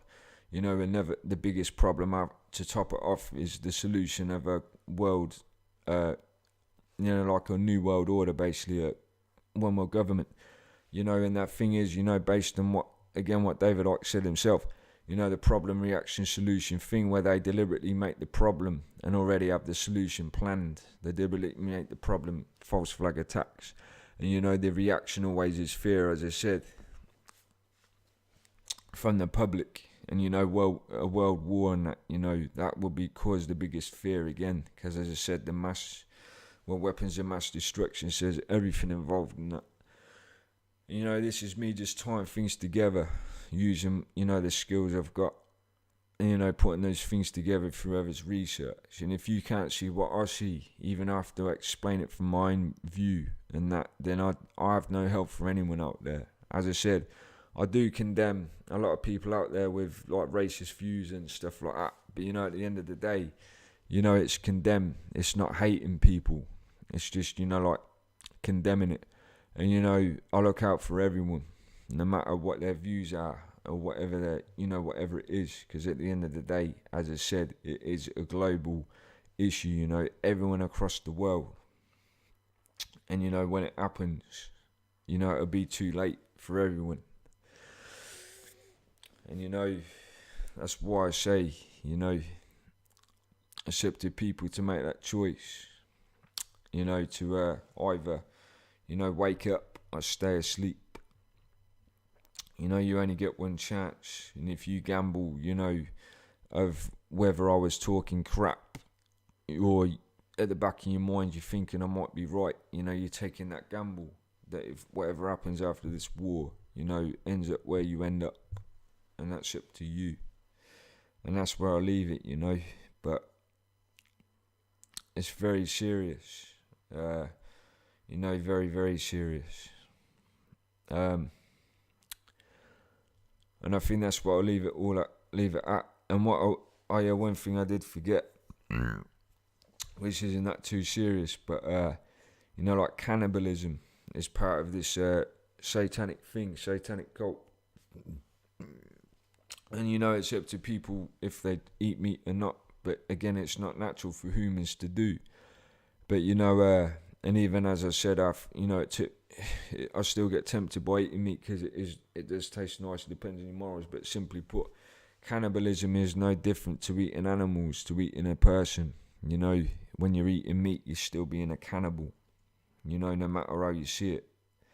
And you know, simply put, as I said, people, you know, humans, you know, naturally, as I said, what's in this earth, and how humans naturally were, you know, to eat plants and stuff, vegetables, and, you know, stuff like that. So, and as I said, you know, based on this thing to do with fast food, even I've noticed when I go in supermarkets or even go in my town, everywhere sells meat. You know, doesn't matter where it is, it's always meat. You know, fast food places, McDonald's, all of them, KFC, everywhere is meat. I never find anywhere, you know, that actually sells things, you know, like don't have meat in them. Supermarkets, as I said, go in there, you know, it's 80% meat. And as I said, it's still cannibalism. And there's no difference to eating a person, you know, to eating, you know, like animals and that, no matter how you see it. But as I said, that's again someone's choice and not what they do. But, you know, as I said, morally, that's why I stopped eating animals and that. But that's, you know, that's my morals. As I said, simply put, how would you feel? You know, that if the tables turned and, you know, you ended up walking into a slaughterhouse, you know, knowing you were going to be killed, whether to be eaten by people, eaten by something else, doesn't matter, but the fact that you were born, you know, and then suddenly you're being thrown into a slaughterhouse to be killed. And, you know, you end up on someone's dinner plate. But, yeah, you know, that's the thing, you know, based on my lyrics as well, what I said, as I said on the other recording, you know, how I know about things that are happening miles away from here or even across the world. And I subconsciously do it with what I call the third eye view. You know, like stuff like that. There's a reason behind that. And in this lyrics, what I made, World War III, I made with MHK. A track I made, Living with Assassins, which chew you like a cannibal. Basically, you know, as I said, that's part of a satanic cult. And simply put, you know, even though it sounds crazy, well, you know, when you think about devil worshippers, you know what, they are evil. I wouldn't be surprised if they are cannibals and they do eat people. You know, they're twisted-minded people, and more than you imagine. You know, but that's going into the religious side, which is why I try to keep that out, you know, when I make these recordings, so people don't go off level. But yeah, you know, world martial law is part of it, you know, where your freedoms are taken and you're dictated to, and it's not like how you're living today if you're living in a first world country. But as I said, when these people are basically involved in satanic worshipping, you know, they do paedophilia, they kill babies and stuff, you know, as sacrifices, you know, to their god Lucifer. You know, they're cannibals, they eat people. You know, they do lots of weird stuff, more than you imagine. And, you know, these are the kind of people, you know, that will be, you know, dictating to you.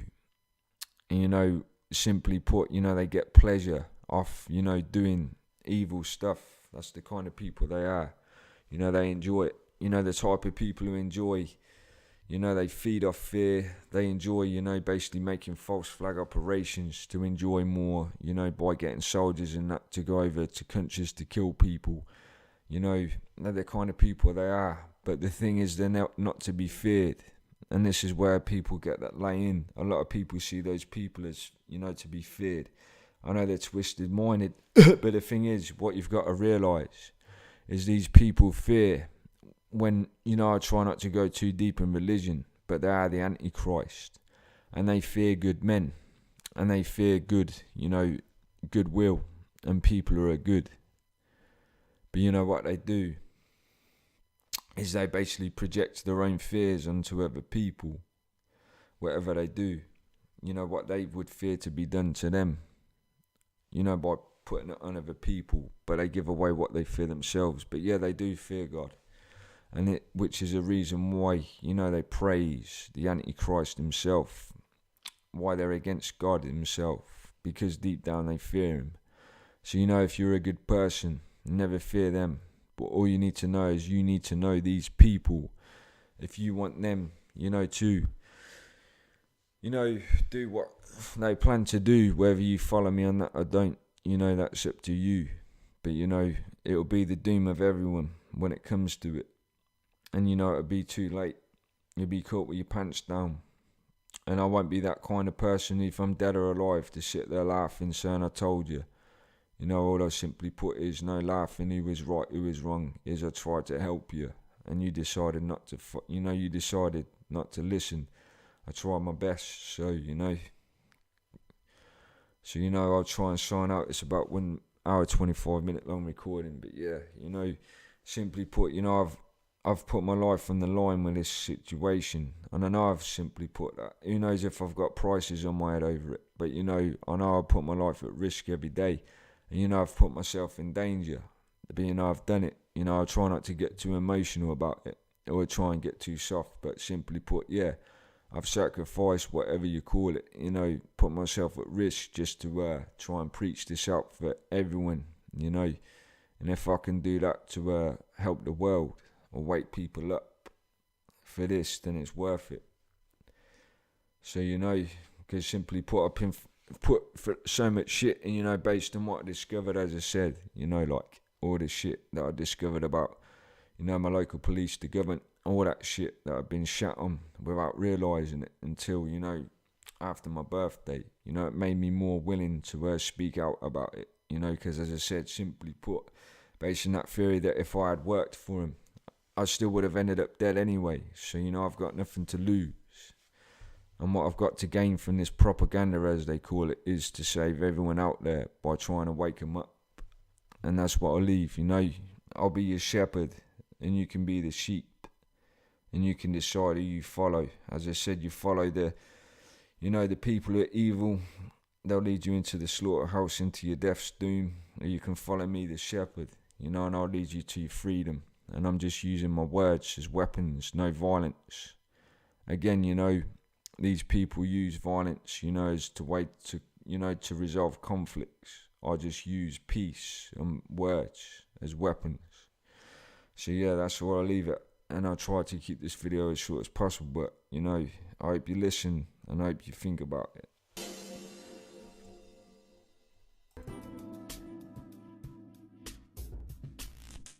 How a CFM 56-7B turbofan engine works.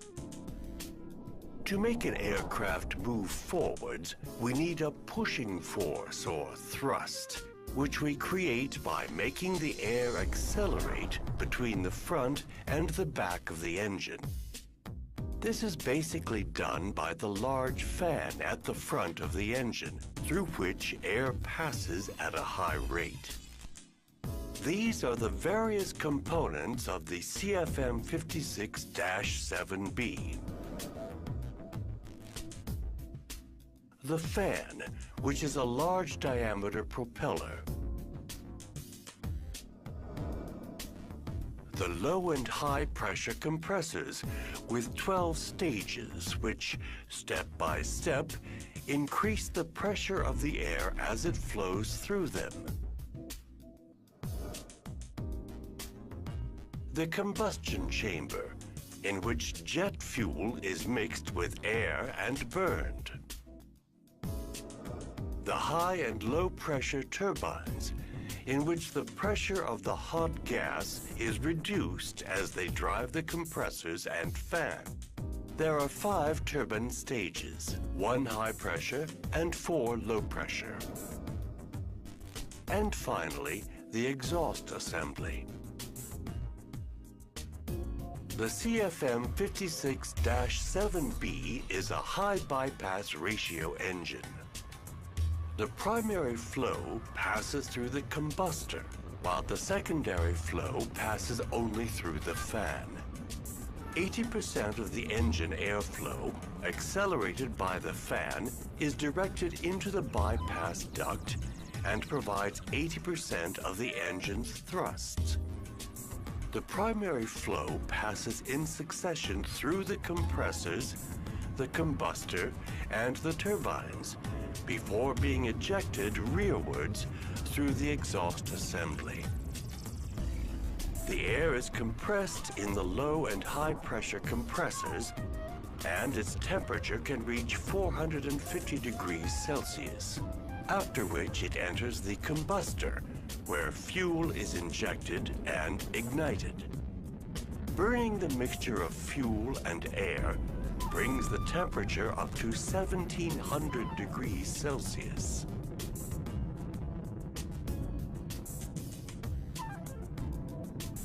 Finally, the accumulated energy is extracted in the 5 turbine stages immediately after the combustion section. The pressure of the air drops as it passes through the turbines and makes them spin. And the turbines, whose shafts ride within one another concentrically, in turn drive the fan and the 2 compressors. The air is then expelled through the primary duct, joining the air from the fan stream. A turbofan is therefore a flow cycle engine. Air is compressed, then heated by burning fuel, after which it passes through the turbines, which drive the compressors and the fan.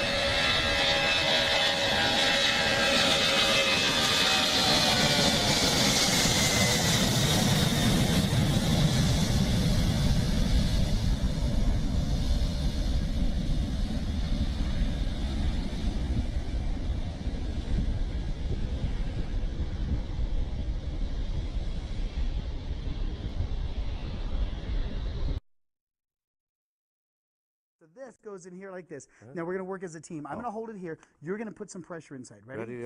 So pump it down. All right. You're going to do that about 1,000 times. All right. So keep on going.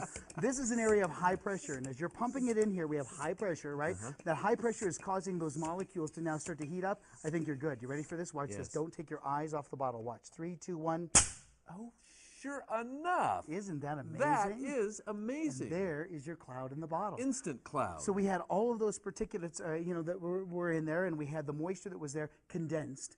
that high pressure went to low pressure, and immediately when we did that, we had condensation. So now watch. You ready? See the cloud in there? Let's go backwards. Let's now add a high pressure front. Ready? Okay, So high okay. pressure. Ready? High pressure coming in now. Isn't this nice? And the Isn't cloud. that just great? Look at that. This, you know what? Just This is a amazing. great Isn't that science great? experiment, and It's it great. requires very few tools outside of your $20 adapter that And you got. you get now a workout with this as well. And Isn't that, kinda and nice there? kids are exercising as There well. you go. Now, is that really? Did you is it like Ace Hardware or absolutely. anybody or And just a little tire stem and a valve stem. Now again, when we let go, high pressure to low pressure. back to the cloud? And there it is. Isn't that pretty? That is a great experiment. And it's a I little bit must faster. say. Again, just using the rubbing alcohol, all we're trying to do is to get evaporation as fast as we can. And then look at the little puff out here. Isn't that kind of fun? So we get that little cloud that's sitting there. And as always, I put it up on the website. Yes, and we'll get it. Well, I know we'll get a lot of phone calls on this. So all you do is go to the 4 o'clock page, look for As Seen on 4 o'clock at 9 News, and look for the colorful Spangler Science logo, and you'll find this experiment and all the other great experiments that Steve does on the show. I get no Go work for it, done go during for the it. day. Never get any work done. People go, what are you?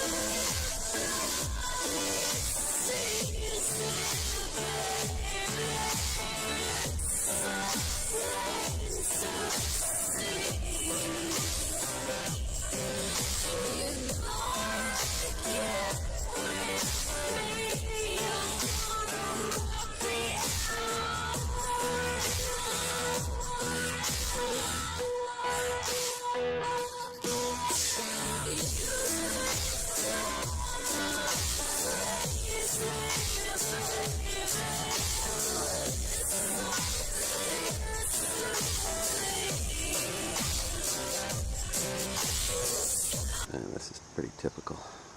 Quite typical. 325, check this. All right, this is great. Watch this. It's a team of two. Right? See the two trails? Notice the different color One's blue, the other's brown. You can't see it? There are two of them right there. They're practically running into each other. See it? Right there and right there. It's definitely magnetic powder, and I'm going to run in. Here comes another pair right behind them. See the collisions along the line? Okay. I don't want to waste a lot of tape. There's two of them. Those guys are right side by side. Right there. One kind of dissipating. Big boy going the whole way. And they got a third one right behind them right there. So let's go see if any of these guys are on. That's totally a team. There were two teams.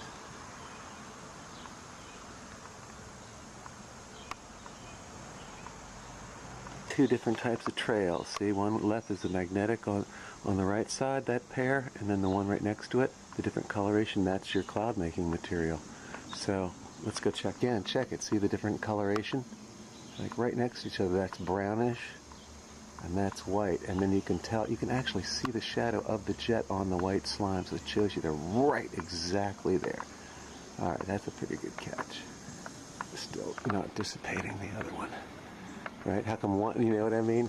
How can two of them stay forever and the other two just go right away? Huh?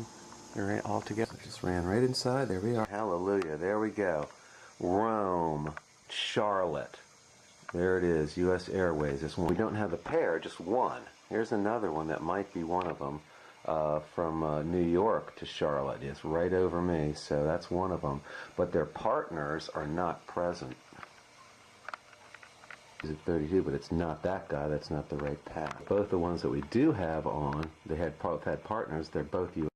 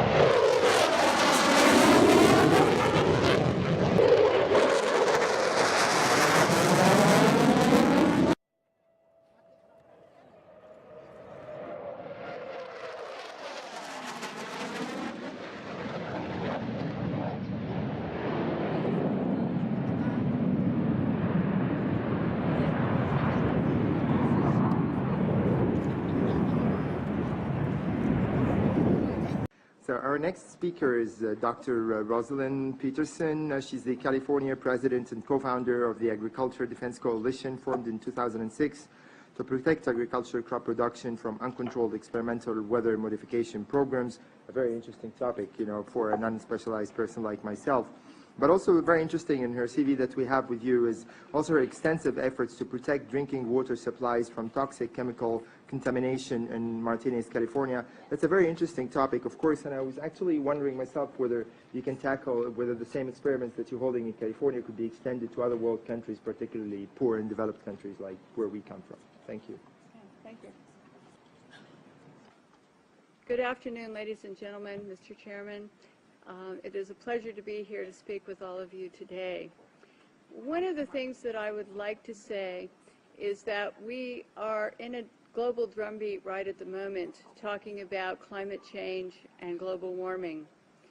One of the things that is affected by climate change is agriculture. But some of what we are seeing is man-made, but man-made in a different way than you may guess. Weather modification programs, experimental ones done by private companies, done by the United States government, done by states across the United States are underway. There's more than 50 of them in operation across the United States. All of these impact agriculture because they change the microclimates needed for agriculture to survive. None of these programs that I know of today, and this is all public record, are available at any time with oversight, agricultural oversight or public oversight. These programs impact agriculture, and there are programs around the world. International corporations are modifying our weather all the time, and they're modifying it in ways that cover thousands and thousands of square miles. Most of it is chemically altered, so that what happens is that we are putting chemicals, ground-based chemicals that are shot into the air, or chemicals coming from airplanes that change and modify our weather. So one of the things that I'm concerned about and that we need to address in the future is how these programs are impacting microclimates needed for our crops to survive and needed for pollination. If we change the growing season, the pollinators may not survive, and also our crops, our flowers, and our tree crops may not get the pollination needed. So one of my areas is looking at this situation to see if we can begin to put under control experimental and other types of weather modification programs. The other issue is that a lot of times we're talking about mitigation for climate change. It's rather an undefined term at this period of time. And so what happens is that many times we're talking about artificially putting chemicals like sulfur or particulates into the atmosphere in what they call geoengineering schemes to reduce and help the planet, supposedly, but help the planet to not go through such a tremendous global climate change and to mitigate global warming. However, the incidence of putting chemicals into our atmosphere is going to change and impact agricultural crop production. And if you take and you put up into our skies chemicals to reduce the amount of sunlight reaching the earth, you are going to begin to reduce crop production. Studies at the University of Illinois on corn crop production show reductions. Without the process of photosynthesis, whereby plants from direct sunlight gain the energy to grow, to produce crops, we are going to find ourselves, if we mitigate in that direction, impacting the crop production not only here in the United States, but worldwide. One of the things that is impacting crop production right now in the United States and reducing photosynthesis and also impacting the ability of solar power panels to generate the type of power that they should is persistent jet contrails.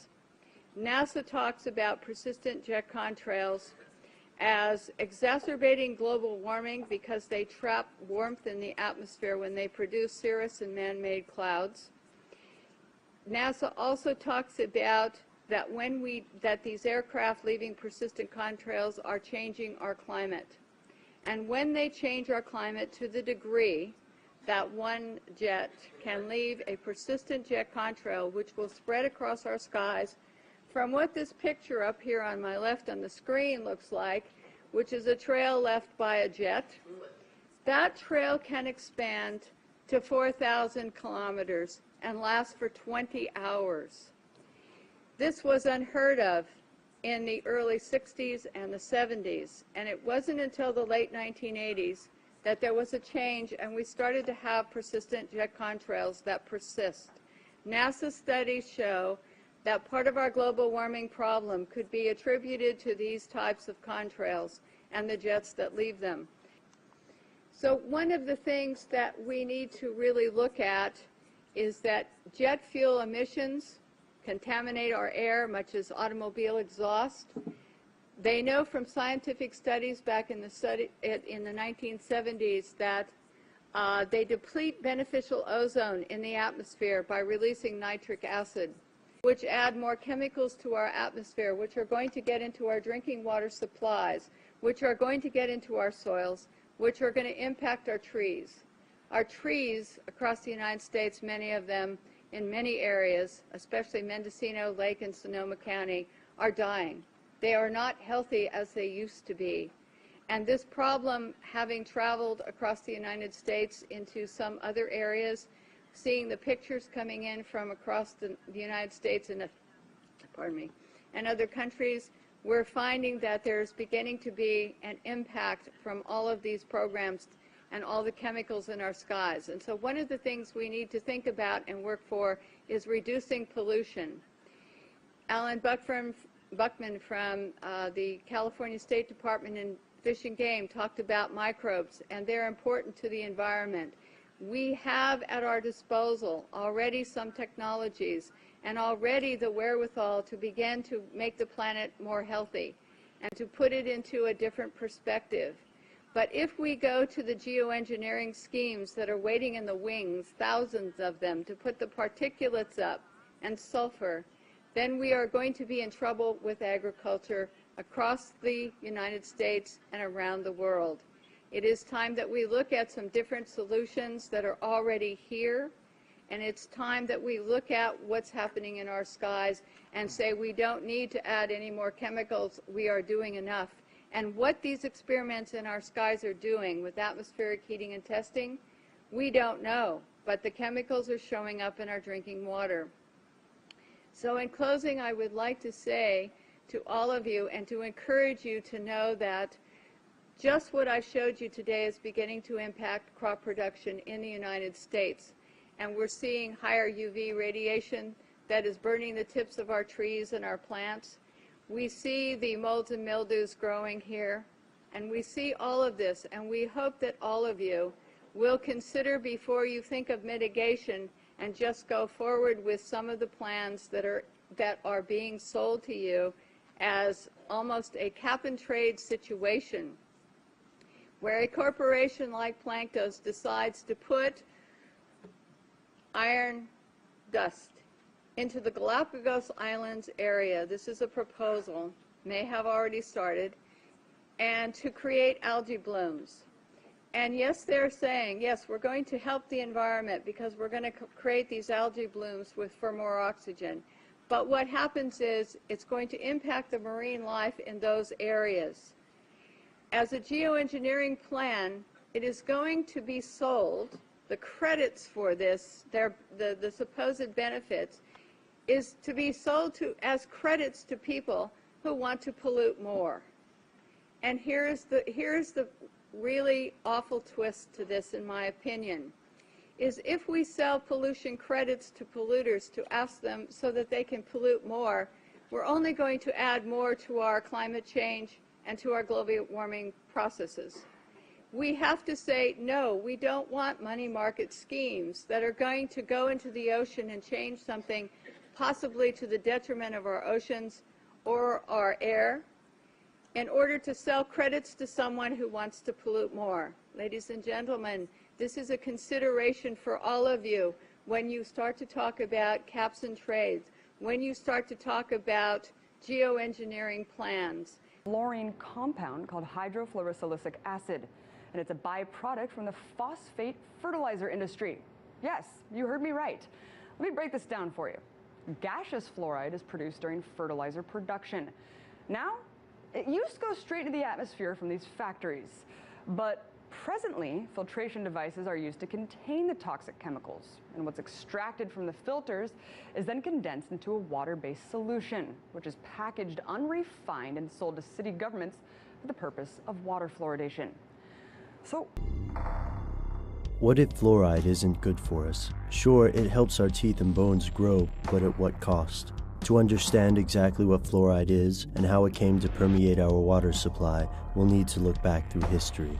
Here are the facts. Fluoride is a term used to describe compounds derived from a poisonous gas called fluorine. These substances have many industrial uses, and protection of human tooth enamel is not necessarily the most important. Fluoride occurs naturally in some water sources, but the United States did not fluoridate water until the 1940s. Sources report that Russians and Germans fluoridated water first, and not because of dental health. Instead, they believed it promoted passivity and lowered the number of guards needed in gulags and concentration camps. When the U.S. began putting fluoride into the water supply, citizens across the country raised an uproar. This was back when protest used to mean something. But these protests still didn't stop fluoridation. So what happened? Pro-fluoride businesses and government agencies contacted the legendary father of public relations, Edward Bernays. Bernays was the original spin doctor and a nephew of Sigmund Freud's. He had already used his marketing skills to make bacon a symbol of American breakfast. He also proved his mettle playing with the dark side of advertising, propaganda, when he orchestrated a PR campaign convincing Americans to support an invasion of Guatemala. Fluoride was just another opinion war. Instead of launching the usual ad campaign, Bernays contacted dental associations and had those dentists plug fluoride to their patients, or even mentioning where fluoride comes from. Scientists paid by the industrial government coalitions only said that fluoride was safe at 1 part per million. Here's the kicker. After that dosage, fluoride is bad. Very bad. While it can benefit teeth and bones, the potential dangers of this substance may far outweigh the dental perks. Exposure to fluorine can reduce IQ, damage teeth, and cause arthritis. Those brown spots on teeth aren't from not brushing, they may be from brushing too much. Using fluoridated toothpaste and drinking fluoridated water causes a condition called fluorosis. Both critics and supporters of fluoridation agree that fluoride is toxic after a certain threshold. It's potentially fatal. Something your dentist doesn't want you to know. So if it's bad for us, why does it remain in the water supply? Why can't we talk about it in public?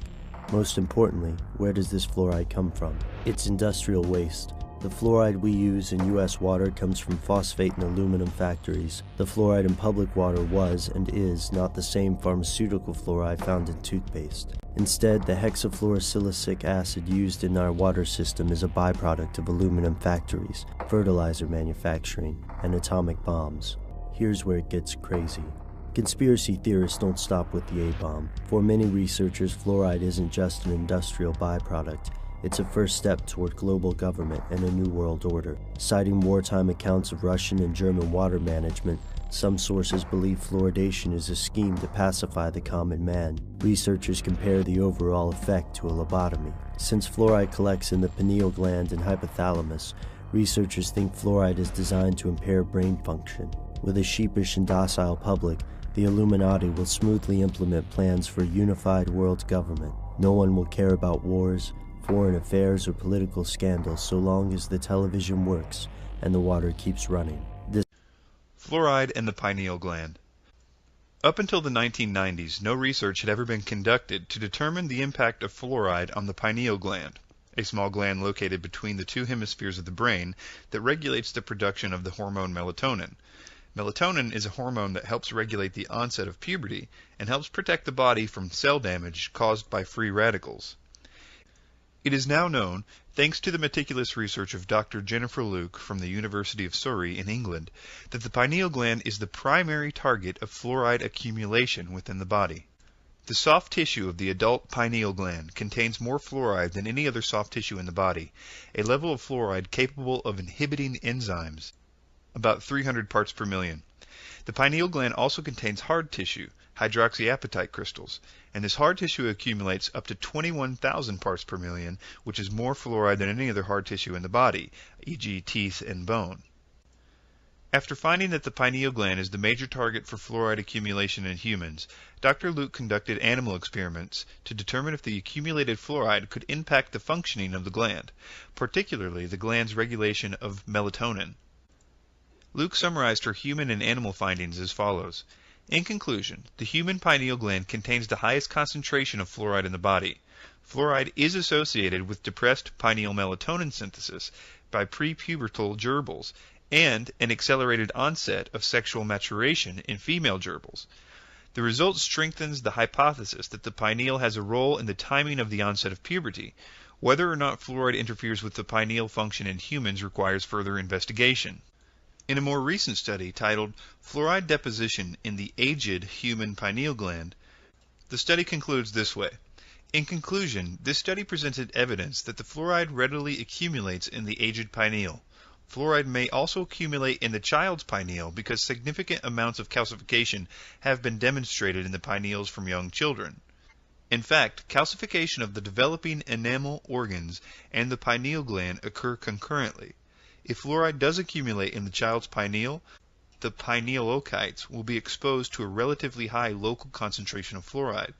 Fluoride has been associated with many other health problems, including allergies, arthritis, bone disease, cancer, dental fluorosis, gastrointestinal issues, immune system problems, kidney problems, respiratory and reproductive problems, thyroid gland issues, and tooth decay.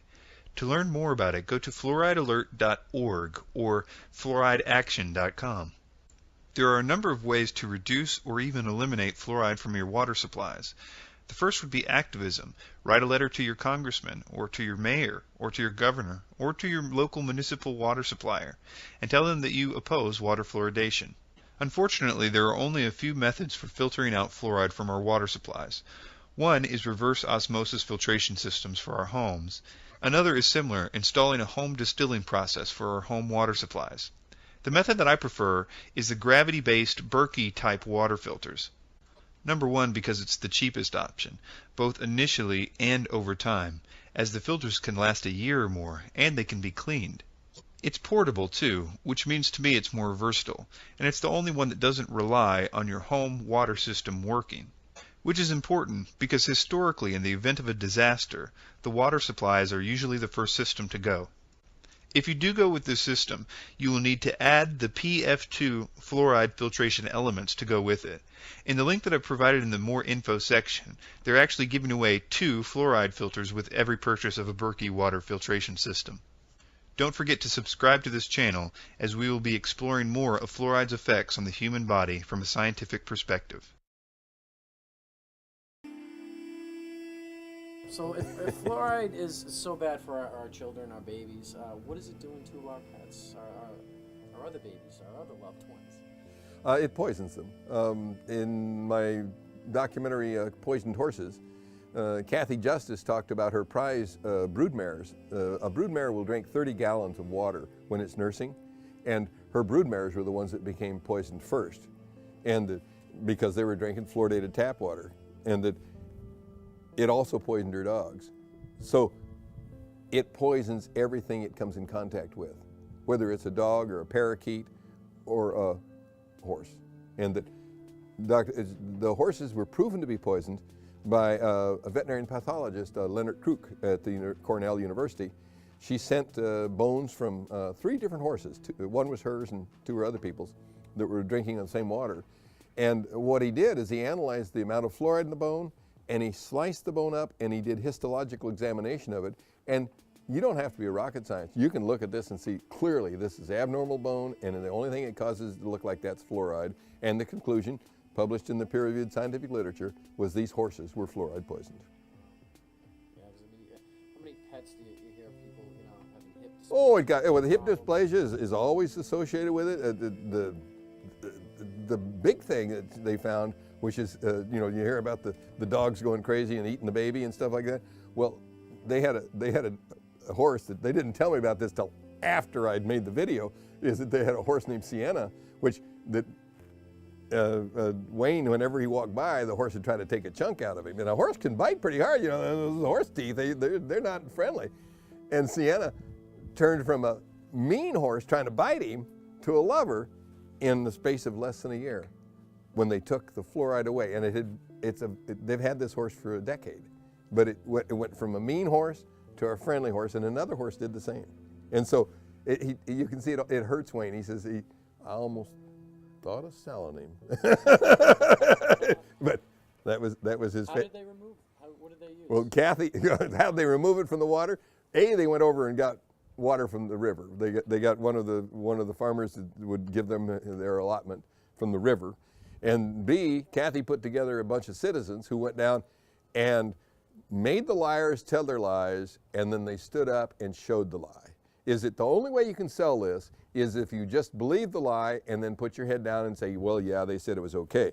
But if Kathy knew more about fluoride than the promoters, and she educated, they had meeting after meeting with more than 100 people attending in a town of 6,000, so that's pretty good. And so when the water board began to consider this after they'd heard the lies, and then they were confronting, okay, you say this, how about that? You say this, how about that? Is the product actual fluoride or is it hydrofluorosilicic acid, et cetera, et cetera, et cetera. And the time they all done, she showed the water board the autopsies of her prize horses and asked them, do you know how much that horse was worth? They said, no, don't know. She says, I buy them for $30,000, I sell them for $500,000 after they've won all the shows. And you've killed 4 of them.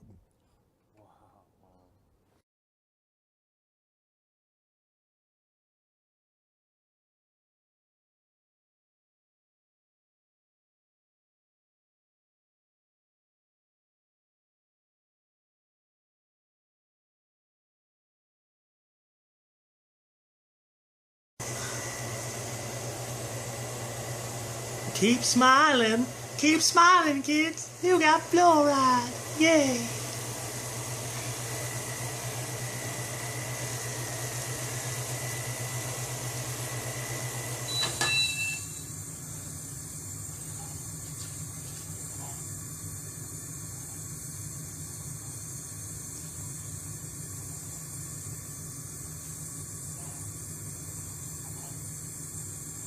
Now listen to this noise when I put it back on the stove. It makes this crazy noise, watch.